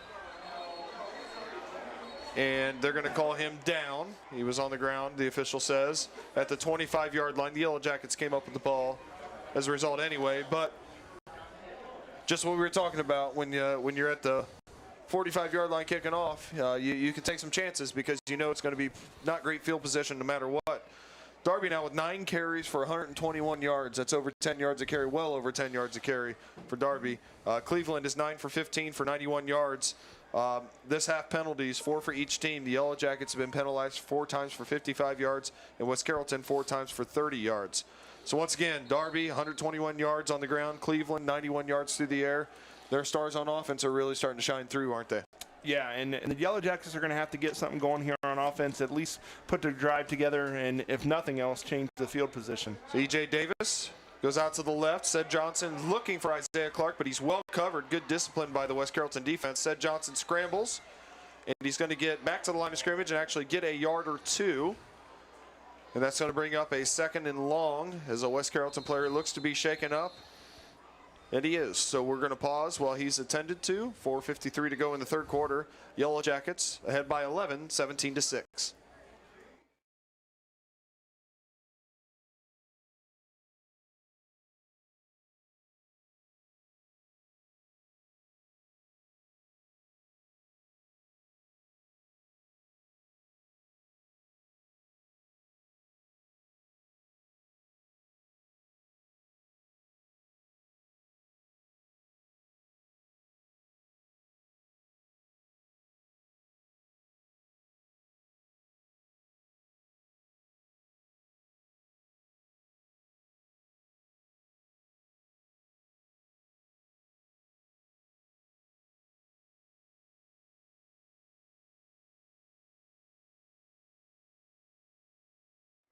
Injured player on the play there for West Carrollton, number 6, Tony Buckner, hobbles off. Looked like a cramp. Don't want to speculate on injuries, but hopefully he'll be able to return here pretty soon. Yeah, you never want to see anybody lose a player in high school sports or any level for that matter. Keenan Johnson, speaking of that, is back in the ball game for the Yellow Jackets. Maybe he didn't miss a play or 2 on offense. I haven't really paid attention, but he is in there at right guard after being helped off the field earlier in this half. Ced Johnson has E.J. Davis to his left. 2nd and 8 from the 27-yard line. He'll hand it off to Davis. Davis works his way across the line of scrimmage. Looks like a short gain, still battling, gets near the 30-yard line. We'll call it a gain of 2. That's going to bring up 3rd and 6. Hard yards there for E.J. Davis. And that'll bring up a 3rd and manageable, we'll say, for the Yellow Jackets. Yeah, it looks like it might be E.J. that's down here after that hard run. Just not a lot of continuity to this third quarter here. Hopefully EJ's okay. We'll pause while trainer Beth Dankelson comes out. Actually, we don't need a pause because EJ's helping himself off the field. And we're going to have a 3rd and 6. So, Coach, 3rd and 6 here. I think run's still in the book, but probably a pass. You thinking one of those little short crossing routes or a screen, or what do you think the Yellow Jackets will try to do here? Yeah, either one of those are good options. I think, it might be time for, a crossing route, like you mentioned, a slant or something like that over the middle, kind of behind those aggressive defenders. Johnson takes the snap. He's going to fake it to Devin Taborn, keep it himself. Johnson darts up the middle. He's going to be short of a first down by about a yard. Gain of 5 on the play by Ced Johnson. So interesting decision here for the Yellow Jackets, although not that interesting in Coach Doenges' eyes as he sends out the punt team immediately. And as we approach the 3.5-minute mark here in the third quarter, the Yellow Jackets are going to punt it over to the West Carrollton Pirates. Number 5, Cedric Anthony, very dangerous, as we've seen as an outside receiver, is going to be back to receive the punt. Wes Davidson is back to punt for the Yellow Jackets from the snap of Miles Vordermark. Vordermark snaps it. It's a good one. Davidson punts it. Also a good one. It's going to be caught by Anthony at the 29-yard line. Anthony works to the left side.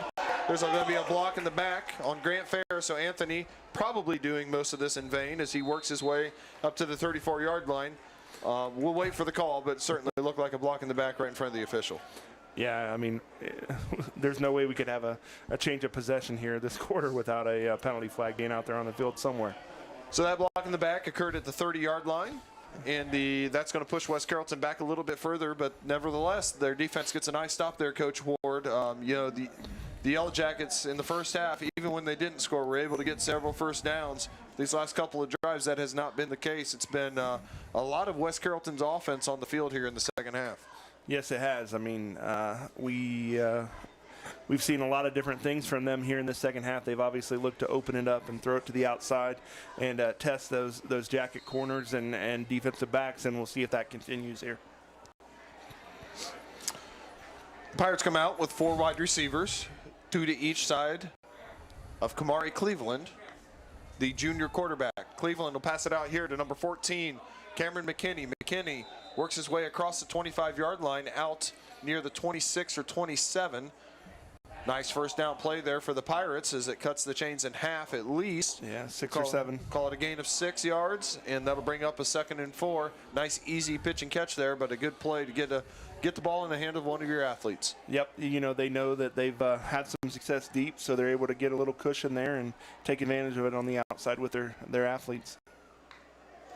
Cleveland takes a snap, drops back to pass. That's going to be a short one, and it's caught with a knee down by number 5, Cedric Anthony. Going to lose 3 or 4 off that one. So they're going to lose, it looks like, maybe even 5 yards, as we're going to bring up a 3rd and 9. So we go from 2nd and 4 to 3rd and 9 on basically the same play to the other side, but just not the same execution that time. Yeah, if that play's, handled smoothly and he's able to catch it in stride, he can probably still get 3 or 4 yards there. But that's just the difference of a couple, 6 inches or so of being where it needed to be. So West Carrollton breaks the huddle. They'll have 2 receivers to the left, wing to the right, and a receiver to the right. Now a receiver comes over to the right side. That is number 23, Jarrell Sanders. Cleveland takes the snap. He's going to hand it off to Darby. Darby tackled in the backfield by number 75, Brendan Barnes. And the officials are blowing their whistle. I don't see a flag. I think that's just equipment came off on number 72. Player with the helmet off, it looks like. So nice play there by the Yellow Jacket defense. We've seen that same play, bust for 20 yards, bust for 55 yards.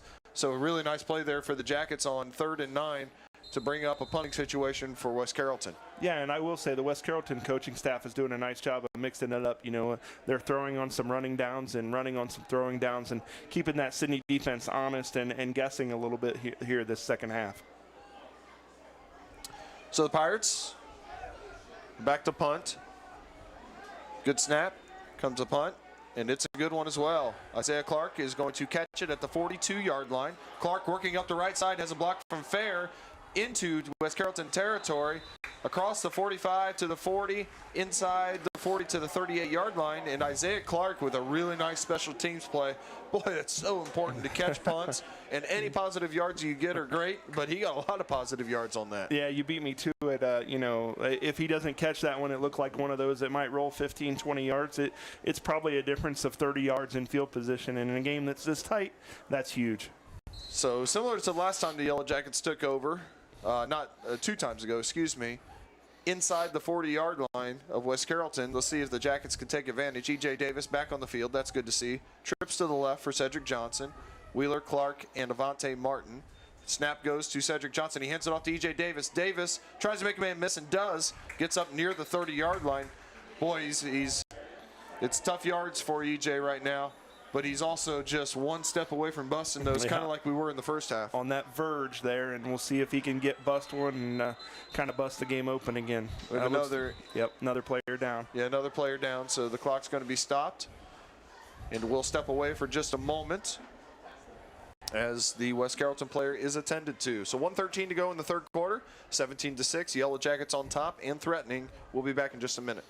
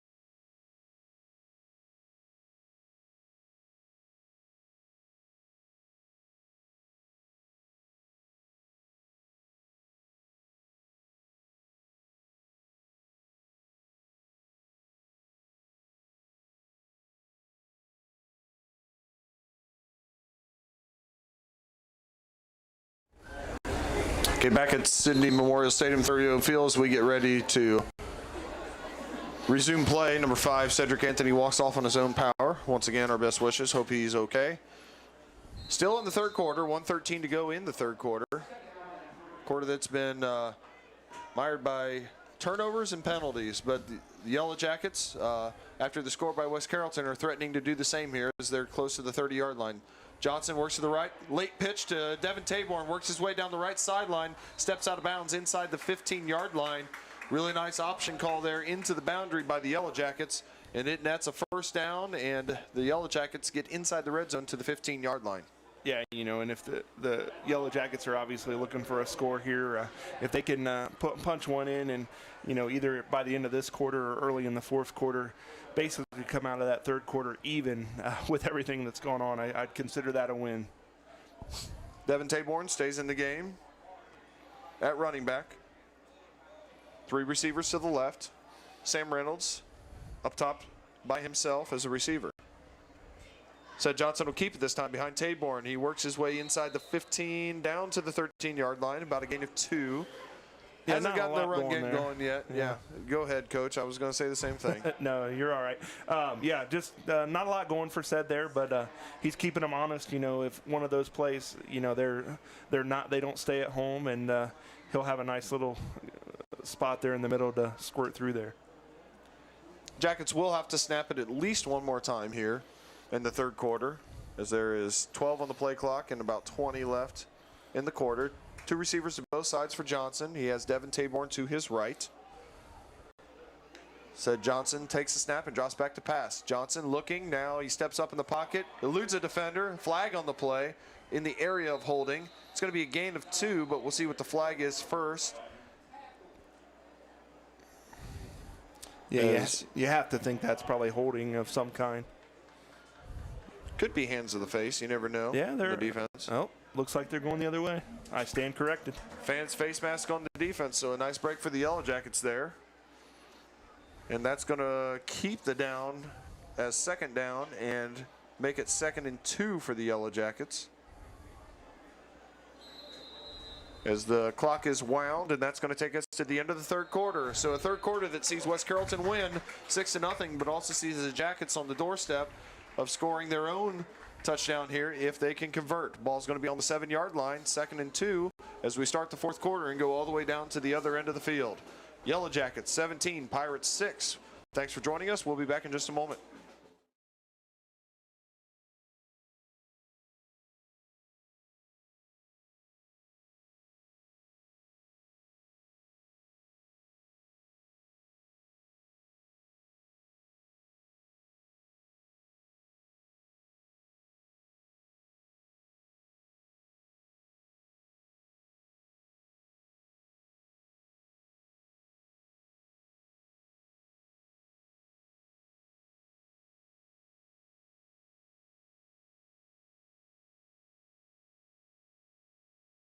Pretty good about it if they're big.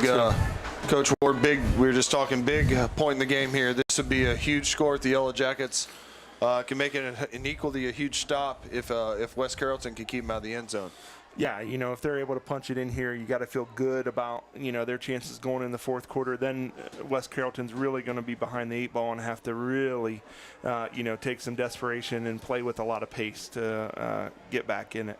E.J. Davis back in the ball game along with Devin Taborn. E.J. still looks a little uncomfortable out there, but good enough to play. So 2nd and 2 from the 7. Yellow Jackets try to get West Carrollton to jump off sides, and it looks like they might have been successful if they didn't move themselves. And it is encroachment on the defense. Good call there by Coach Devier. He saw the defense getting antsy, and that's going to be a first down. It's going to bring up a 1st and goal at about the 3.5, 4-yard line. Nice break there for the Yellow Jackets. Yeah, you know, that's something that I know Coach Devier wants to utilize and keep the defense honest, and that's something Sydney's definitely improved on from a year ago. They've used the freeze call or the going on two to really help the offense in key spots. Ced Johnson getting ready for the snap. He's going to hand it off to Davis. Davis working around the right side. Nice sealed on the outside there by right tackle Jaden Swiger along with Devin Taborn.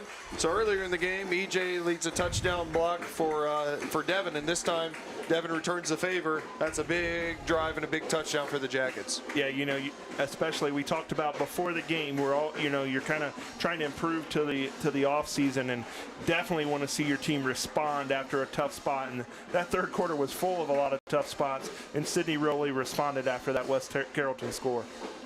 Here's the kick by Carson Taylor that is good. Makes it 24-6, and only 5 seconds into the fourth quarter, the first play of the fourth quarter after the penalty, EJ Davis punches it in. It's been tough sledding a little bit for EJ today. He popped one in the first half. It's really nice to see him get in the end zone and get rewarded for that tough running he's done between the tackles tonight. Yeah, absolutely. It's nice when those guys that have worked for those tough yards can get those points, and it makes them feel like they haven't just been pounded on all night. And key extra point there for Carson Taylor, that gets the Yellow Jackets to an 18-point lead, which makes sure that the West Carrollton's going to have to score 3 touchdowns to get ahead in this one. So after that drive and that touchdown, EJ Davis now with 13 carries for 68 yards as he creeps closer to 70, 80, 90 yards on the ball game. Been a key focal point for the Yellow Jackets today on offense. And the Yellow Jackets, I think, have done a pretty nice job of, staying true to that running game even when it hasn't been 100% successful. And that's what's opened up some of those big plays to Wheeler, to Reynolds, and to Martin throughout the ball game so far. Yeah, sometimes you just have to kind of lull them to sleep with run, and then hit them over the top with the pass, and that's what the Jackets have done and adjusted to with that aggressive West Carrollton defense. So Carson Taylor set for another kickoff. Last one was short to keep it out of the hands of the 2 backmen, which are Darby and Howard. This one is also on the ground and short. It's picked up near the 40-yard line by McCandless. And he stumbles, but stayed on his feet, did a nice job of not letting his knee touch, and he gets out near the 45-yard line to pick up an extra 4 or 5 yards. And West Carrollton's going to take over close to midfield, but just another opportunity to keep the ball out of the hands of the guys in the back line there. So conservative call there, but in my mind, a pretty good one. Yeah, and honestly, that kid made a very nice play there to pick it up and be able to not be down and get some yardage and give them better field position rather than being behind the 40. So good field position for West Carrollton at the 43-yard line. They'll start on the right hash. They run the play in from the sideline. Kamari Cleveland still in at quarterback. He's got Darby in the backfield.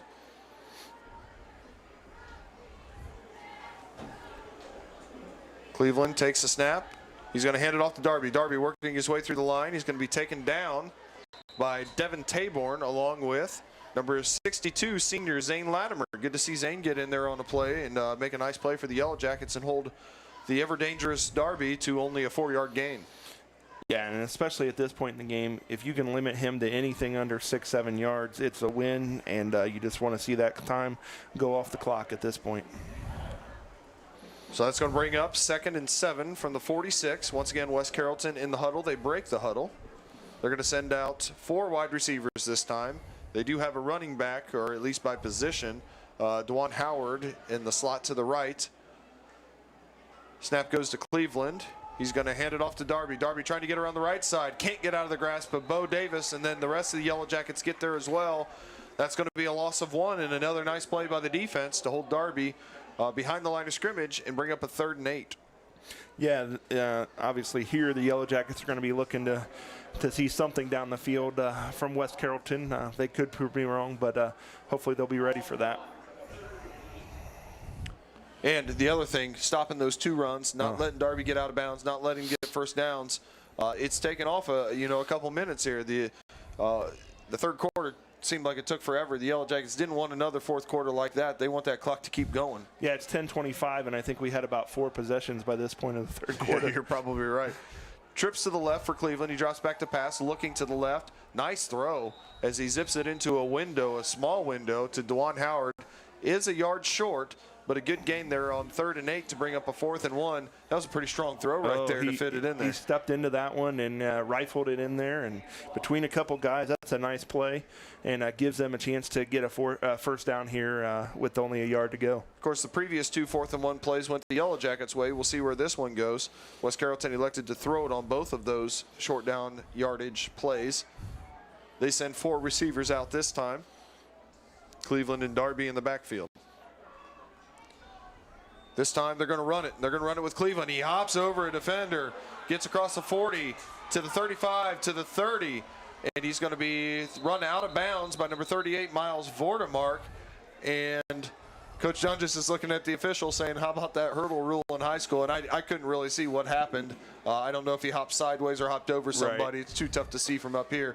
But nevertheless, what an athletic and great play by Cleveland to pick up the first down. Well-deserved inside the 30 down to the 29, and the Pirates are threatening. Yeah, I think I even saw Coach Coleman jump about 1.5 feet off the ground trying to. That's the highest he's jumped in years. Yeah, yeah.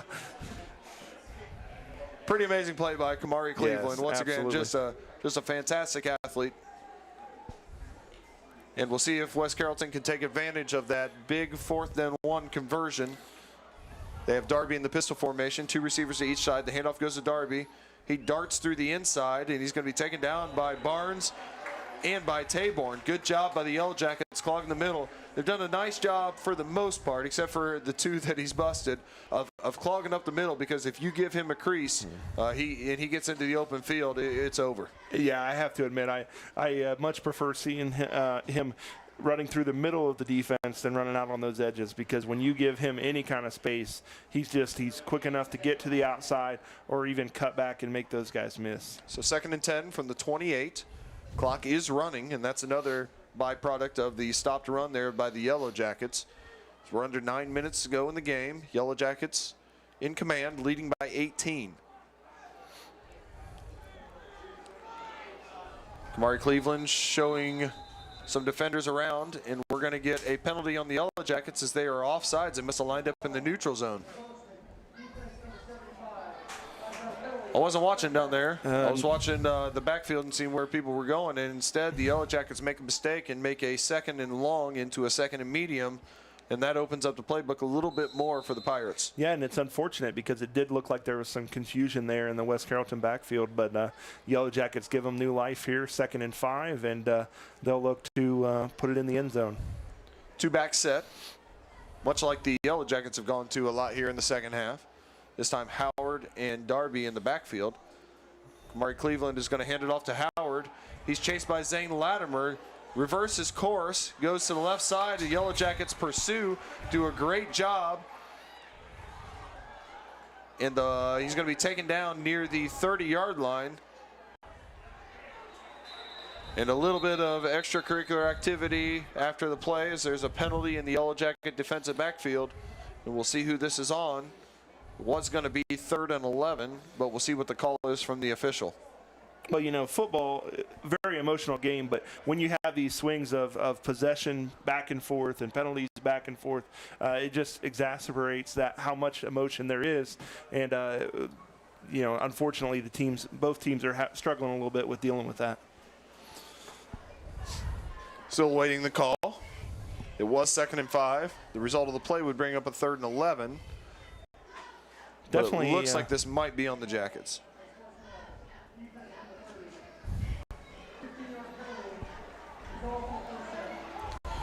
Since the ball was outside the 30 at the end of the play, it's not half the distance of the goal with that 15-yard penalty. It's going to bring it down to about the 15, 16-yard line, and it's going to result in a first down. So mistake there by the Jackets, and we'll see if West Carrollton can take advantage of it, as the Jackets have taken advantage of many mistakes on West Carrollton's part so far. It looks like Sanders is actually going to take this snap.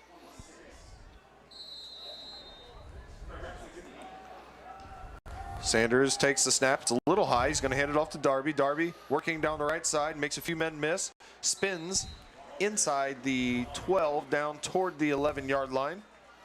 Yeah, nice jump cut by Darby there to evade the first guy and get some extra yardage.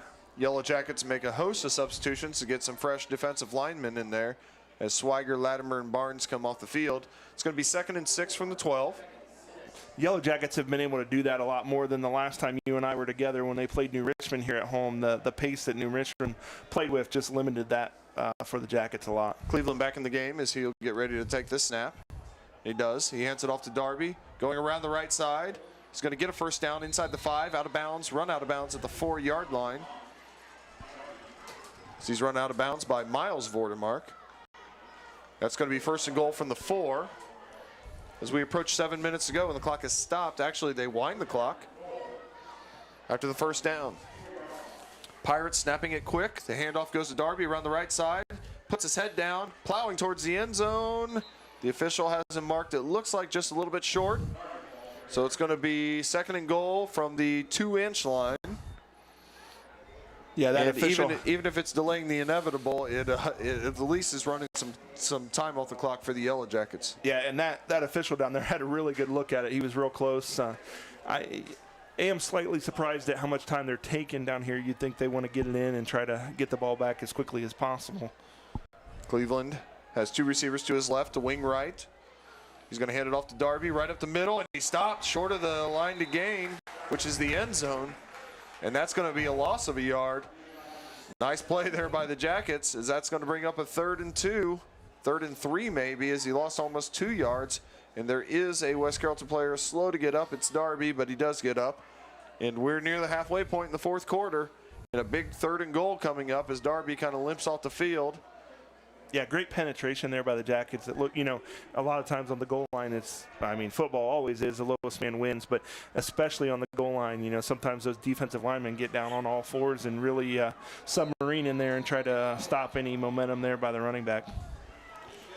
We got a timeout on the field as we're waiting on a player to get off the field. Hopefully he's okay. They reset the play clock and now wind the game clock. 3rd and 3 from the 3. Howard now in the backfield behind Cleveland.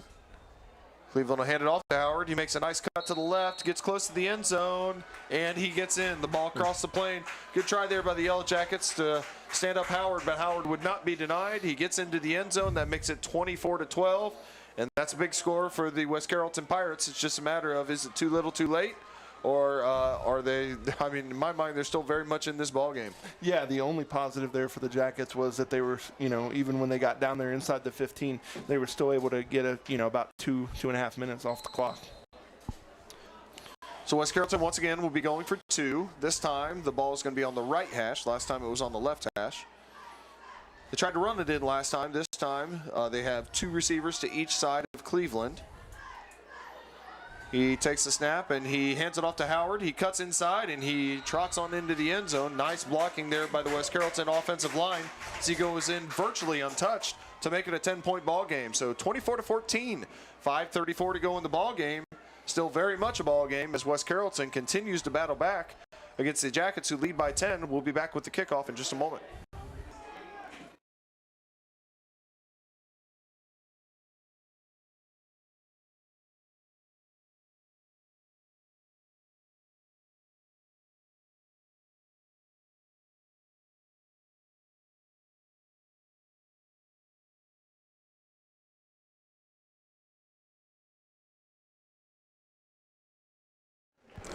Well, Coach Ward, in my mind, 2 pretty similar offenses. 2 kind of a 1-2 punch in the backfield.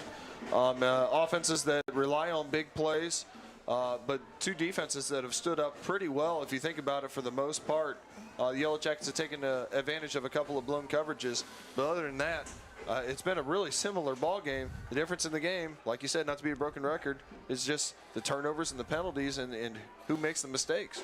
Yeah, and football at all levels is about big plays. Turnovers and penalties are big plays, and especially when the penalties happen at inopportune times. Kickoff goes past the first line, and Wes Davidson, the punter, picks it up, and he is hit hard near the 30-yard line at the 29-yard line, but holds on to the ball, and the Yellow Jackets take over there. Most important thing there is to have the ball, but a really nice hit there by West Carrollton. Definitely a nice collision there, and but he looks like he got up okay, and the Yellow Jackets start off on offense around the 30-yard line. They will take over exactly on the 30 as Jackson Pettit gets ready to set the ball down right there. E.J. Davis in the ball game in the backfield. 4 wide receivers for the Jackets. 5:30 to go, and not to state the obvious, but the obvious goal here on this drive is you want to score, but first downs and keeping the ball, no big mistakes, and keeping that clock running. Yep. So Cedric Johnson getting ready to take the snap, and he will. He hands it off to Davis, who works around the right side, up across the line of scrimmage. It's at the 32-yard line, and he'll be run out of bounds, and the clock will stop. So there's a 2-yard gain, exactly what West Carrollton wanted there, bringing up a 2nd and long, and the clock is stopped. Yeah, you thought maybe the officials might call a stop of forward progress there, but they called him out of bounds, and that does stop the clock, and that's fortunate for West Carrollton. So only 7 seconds come off the play, or off the game clock, and excuse me, I had him for a 2-yard gain, but it looks like no gain on the play for E.J. Davis. So the Yellow Jackets come out with the same formation, trying to get the Pirates to jump off sides, which they were successful earlier in the ballgame. Now we have a penalty, and the official up top is signaling illegal procedure on the Jackets.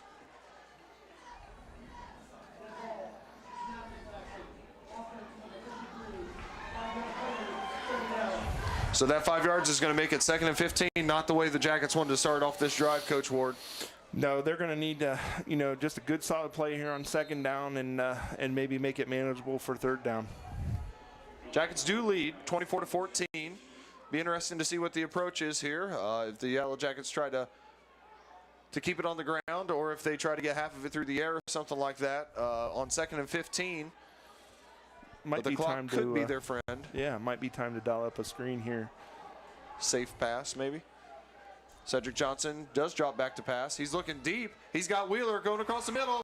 Wheeler catches it. He's tackled by his shoestring, tackled by Cedric Anthony. Great pitch and catch there from Cedric Johnson to Jacob Wheeler. 1st down on a 2nd and 15 play. Boy, that's a big-time play right there. Ooh, nice throw, and really nice catch by Wheeler in traffic there, and just hauled it in, and Jackets get a 1st down. Jackets bring in Devin Taborn. He replaces Isaiah Clark, so the Yellow Jackets are going to go with their 2-back package, which has been very good to them on the ground. We haven't seen them throw it out of this yet. I'm sure that they have it in there, but I'm expecting run here, as I'm sure West Carrollton probably is. Maybe not need to pull that out yet. Handoff goes to E.J. Davis. He gets a beautiful block from Devin Taborn. E.J. Davis cuts to the left side to the 30, to the 25, to the 20, cuts back inside the 15, inside the 10, still running inside the 5, out of bounds at the 4. Beautifully blocked by the line. Beautifully blocked by Devin Taborn. But what a wonderful run cutting across the green there by E.J. Davis.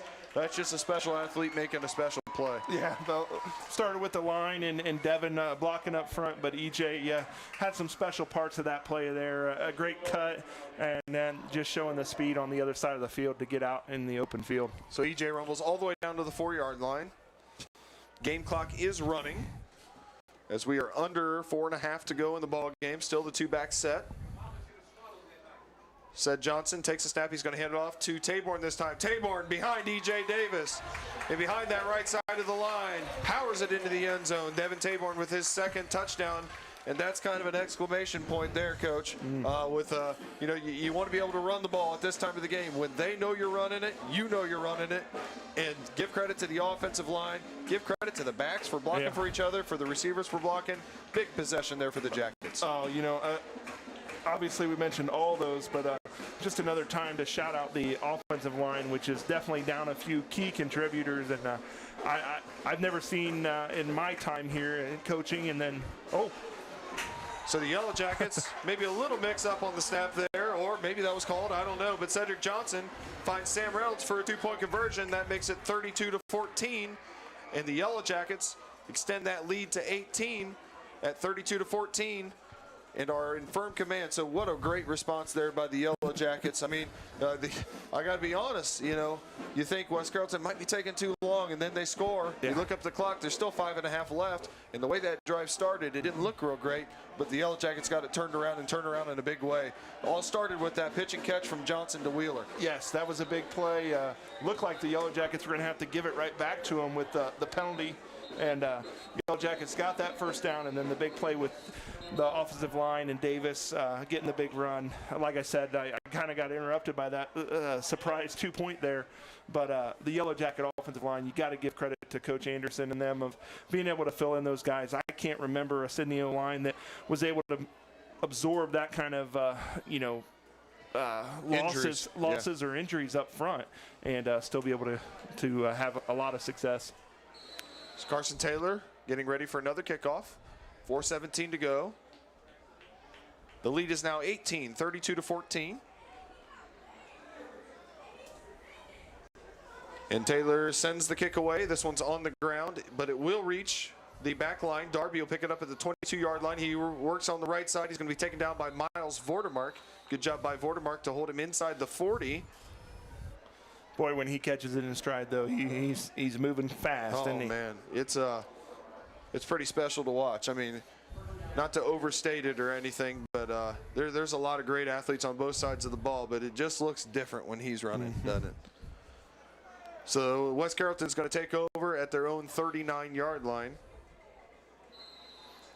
Probably in pass mode here. I see Xenia's beating Butler 17-6, looking to get their first win. Coach Doenges, Coach Devier, and Coach Coleman all told me on the pregame interviews that might be the best 0-4 team in the state. Looking for their first win. Cleveland back to pass. And a nice breakup over there on the left side by Bo Davis, as he and the West Carrollton intended receiver went up for the ball. Looks like West Carrollton receiver might be a little shaken up on the play. He gets up. But a nice play there by Bo Davis. You know, that's a linebacker not only getting in his drop, but keeping in his drop, because that ball was, 12, 13 yards downfield and close to the sideline. And it was thrown on a rope by Cleveland. Well, I was just going to say it was a really nice, strong throw, and Davis just did a nice job of not only getting depth, like you mentioned, but getting width and closing those, that really closes those windows down for that quarterback and makes those throws really tough. And, of course, at this time in the game, that's a little bit easier for a linebacker, Yeah. knowing that you're probably expecting a little bit of pass. Absolutely. More than run, but still a great play by Bo Davis. West Carrollton breaks the huddle. They're going to send out 5 wide receivers this time in an empty set, as Darby comes out here to be the number 3 receiver on the left. Cleveland dropping back to pass. And there's going to be a hold, I think, on the right tackle. He's looking for Darby down the middle of the field. Double covered by Taborn, the linebacker, all the way downfield, and Kemp Vordermark. I thought I saw maybe somebody get spun down for the Yellow Jackets. What an arm there, though. I mean, man, that looked easy, too. Yeah, that's a pretty quick guy out there that he's thrown to, and he overthrown by about 7-8 yards. So they definitely have the chance and the opportunity to get these big ones. The Yellow Jackets have been able to keep that down as far as this point. Yeah, great job there by Cam Vordermark being in great position.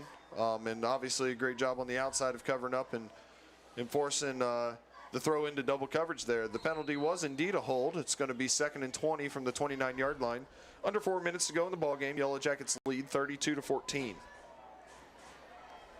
Kamari Cleveland is going to be alone in the backfield once again. So he's got 3 receivers to his left and 2 to his right.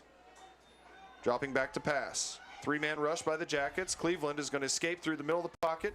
He's going to get at least 10 back. Looks like maybe 13, 14, 15 yards back. As he gets close to the 45-yard line, we'll call it the 44-yard line. Nice play there on a 15-yard run by the quarterback, escaping up through the pocket. And sometimes when you rush through, you give that up. But Coach probably pretty willing at this point to give that up, as the clock is doing what the Yellow Jackets want, and that is running. Yeah, you just don't want to give up those huge plays at this point. Cleveland takes another snap. He's dropping back to pass. Escapes to the right this time, near the sideline. Makes Bo Davis miss and gets out of bounds with a first down right at midfield at the, actually he stepped out before the first down marker, excuse me. Maybe. We'll see where the spot is.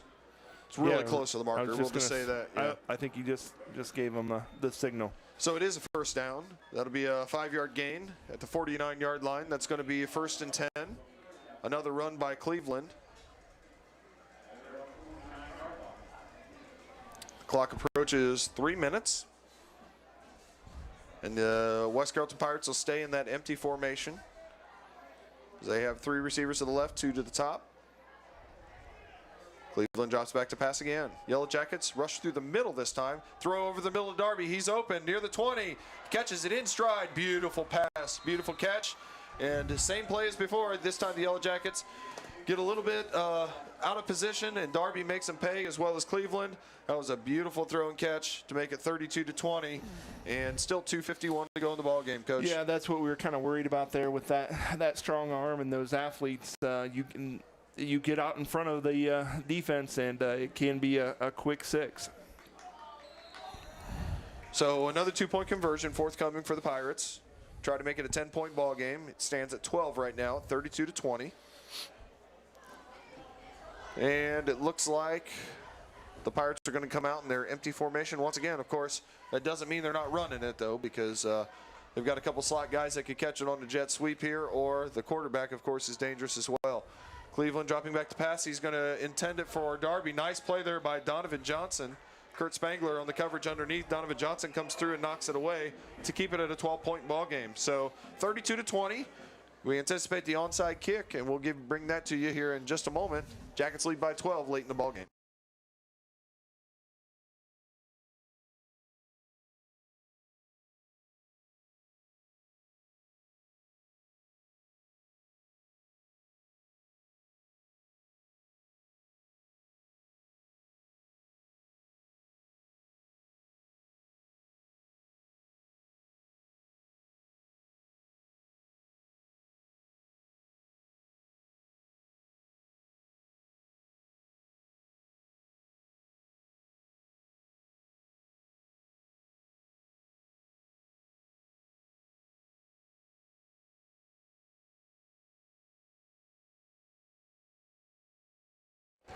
So back here at City Memorial Stadium, the Yellow Jackets have their hands team out there. Isaiah Clark deep, but 10 guys within 10 yards of where the Yellow Jackets are allowed, or where West Carrollton, excuse me, is allowed to touch it, which would be the 50-yard line.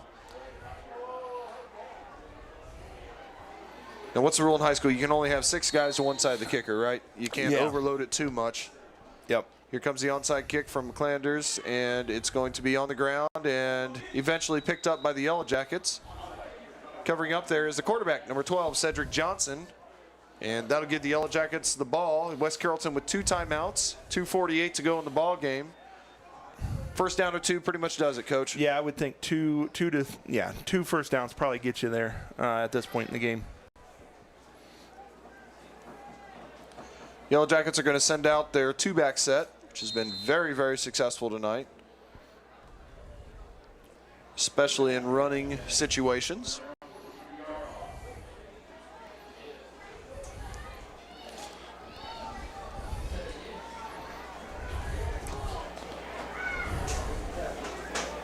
So Cedric Johnson with E.J. Davis to his left, Devin Taborn to his right. He's going to hand it off to Davis this time. Davis cuts back.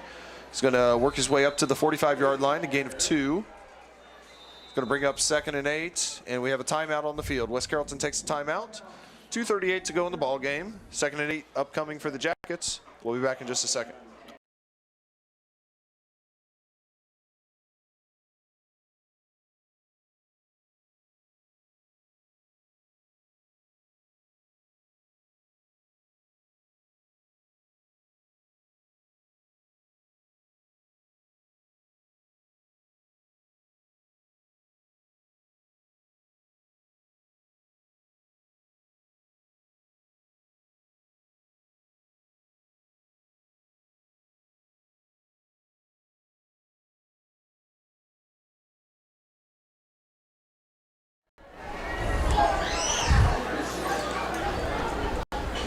Second and 8 for the Jackets.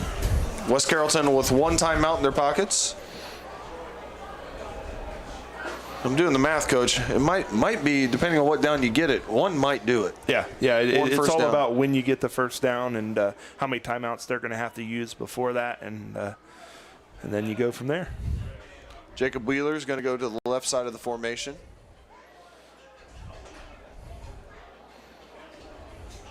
Cedric Johnson has E.J. Davis and Devin Taborn. They're going to have to hurry up here to make sure they get it off before the. You're right. Under 5 on the play clock. Ced Johnson snaps it, gives it to Devin Taborn. He works up across the 45-yard line, positive yards. Call it another 2-yard gain. See if West Carrollton uses that last timeout or if they let it go. Looks like they're going to let it go this time, so that's going to bring up 3rd and 6. The Jackets will have to snap this with about 1:50 on the clock. They're going to go to actually now West Carrollton does take a timeout. So West Carrollton takes their last timeout, 2:14 to go in the ball game. 32-20 is the score. Yellow Jackets with an interesting 3rd down call here on whether they keep it on the ground or throw a short pass. We'll see what they do when we come back.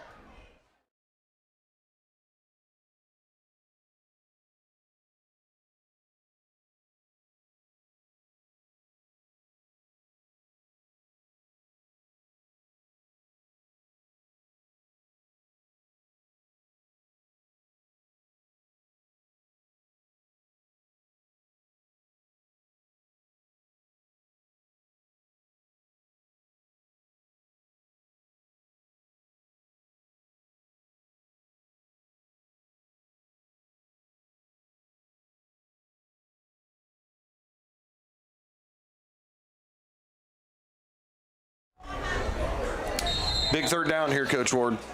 Yeah, it'll be interesting to see if the Jackets do go to the air or they keep it on the ground and, let that time run off the clock and punt it back to West Carrollton. The Yellow Jackets came back with their 2-back set. It looked like they were going to go with 4 receivers, but instead they go with 3.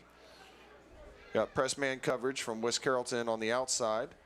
Cedric Johnson's going to hand it off to E.J. Davis. He's going to work outside this time. He gets a block from Devin Taborn around the right side. He's going to get a 1st down into West Carrollton territory, down inside the 35-yard line. We've seen a lot of running up the middle, running power with that lineup, Coach. That's really one of the first times we've seen him try to stretch it and get it outside. Good call by Coach Devier. Good execution by the Jackets, and just another great block by Devin Taborn. Oh, yeah. I was going to say, not only did he get to his guy, very, very key on that type of play is he sealed him and got to the outside of him and allowed EJ to get that corner, get the edge, and get the 1st down. Play clock down to 10. The Jackets will snap this one with about 1:45 on the game clock. 2-back set once again. And I think the handoff was supposed to go to Devin Taborn, but the snap was a little wide, and a great decision there by Ced to not try to do too much. The game well in hand. And he stays in bounds. And there is a Yellow Jacket injured on the play. So 1:30 to go in the ball game. We'll pause while that Yellow Jacket is attended to. We'll be back to wrap this one up in just a minute.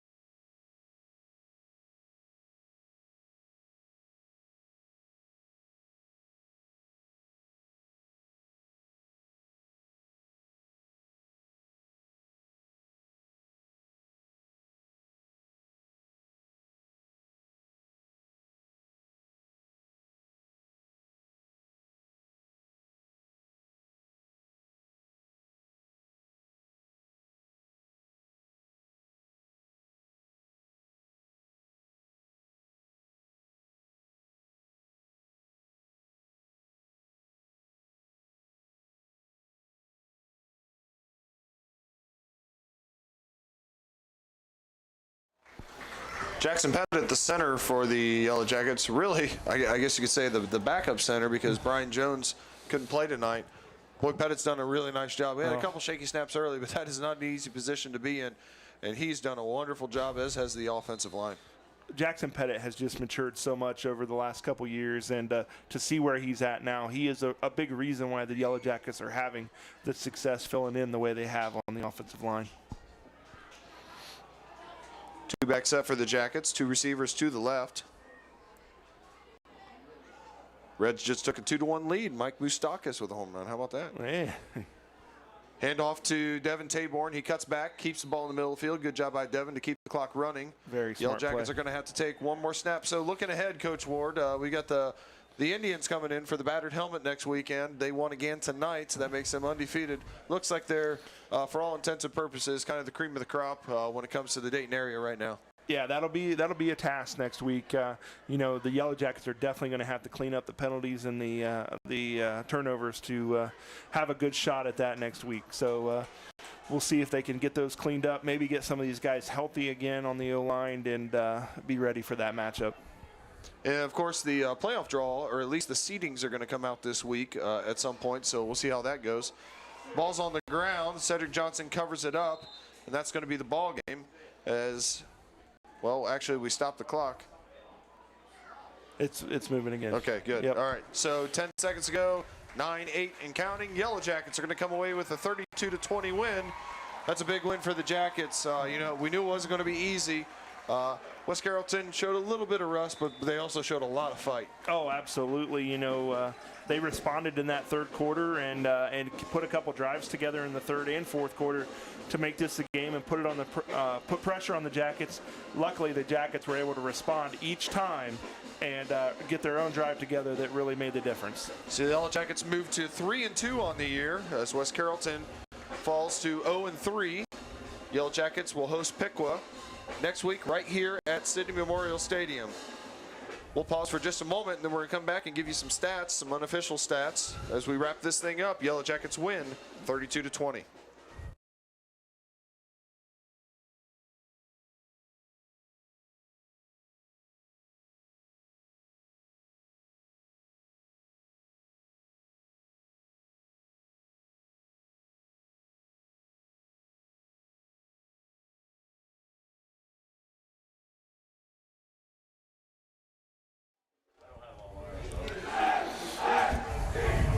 All right, let's start off with West Carrollton, first of all, from a statistical standpoint.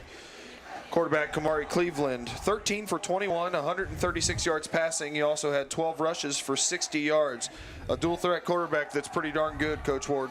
He's one of those that you're always worried. Every single play, whether it's run, pass, whatever, a broken play, he has the ability to just make things happen. And that was evident tonight. It wasn't quite enough, but he was definitely a factor in this one. Tyron Darby led the attack on the ground and actually through the air as well.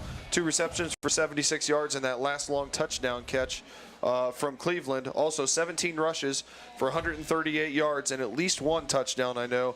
Once again, can't say enough about him and his offensive line.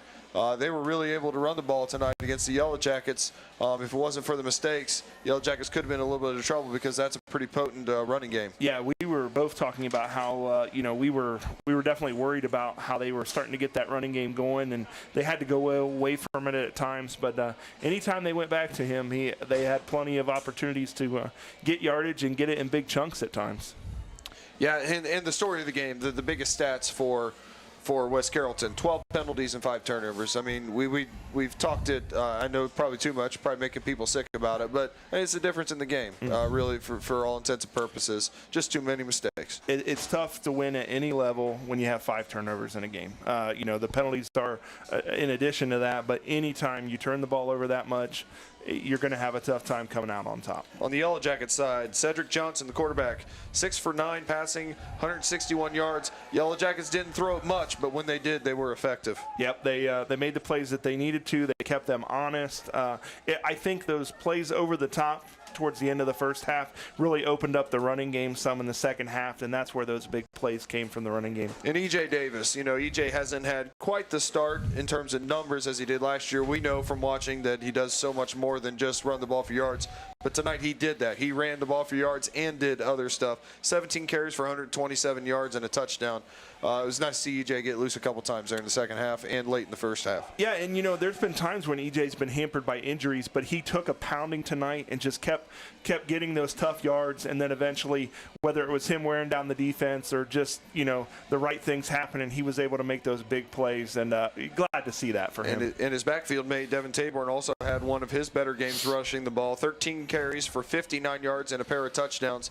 It's really neat to see those guys be so unselfish that they blocked really well for each other tonight. It's cool to see two guys that enjoy blocking from the running back position so much. You don't always see that, especially at the high school level. I know as players get to college and pro, they can kind of weed out the guys that aren't willing to do that. But at the high school level, to have two running backs that are willing to do that, that's very, very, very rare. Absolutely. And the Yellow Jackets had 2 turnovers to West Carrollton's 5 and had 9 penalties to West Carrollton's 12. So not a mistake-free game for the Jackets, but certainly in the right direction. We've seen those mistakes really hurt the Jackets in their 2 losses, and obviously they've helped them in their 3 wins. Excuse me. Yeah, and in the ways that it hurt tonight, I think the Jackets had a chance to kind of split the game wide open there in the third quarter, and those couple turnovers did keep it close there, and definitely gave West Carrollton life, but it wasn't enough to stop the Jackets tonight. So Yellow Jackets win 32-20. They move to 3-2. They play against Piqua for the battered helmet right here. Good job to everybody. The band was wonderful. The cheerleaders were great. Congratulations to our homecoming king, Cedric Johnson, the quarterback, our homecoming queen, Lauren Barker, the entire court, the entire student body, and all of the advisors involved with that. So the Yellow Jackets come away with a homecoming win. Thank you all for joining us. Everybody have a good evening.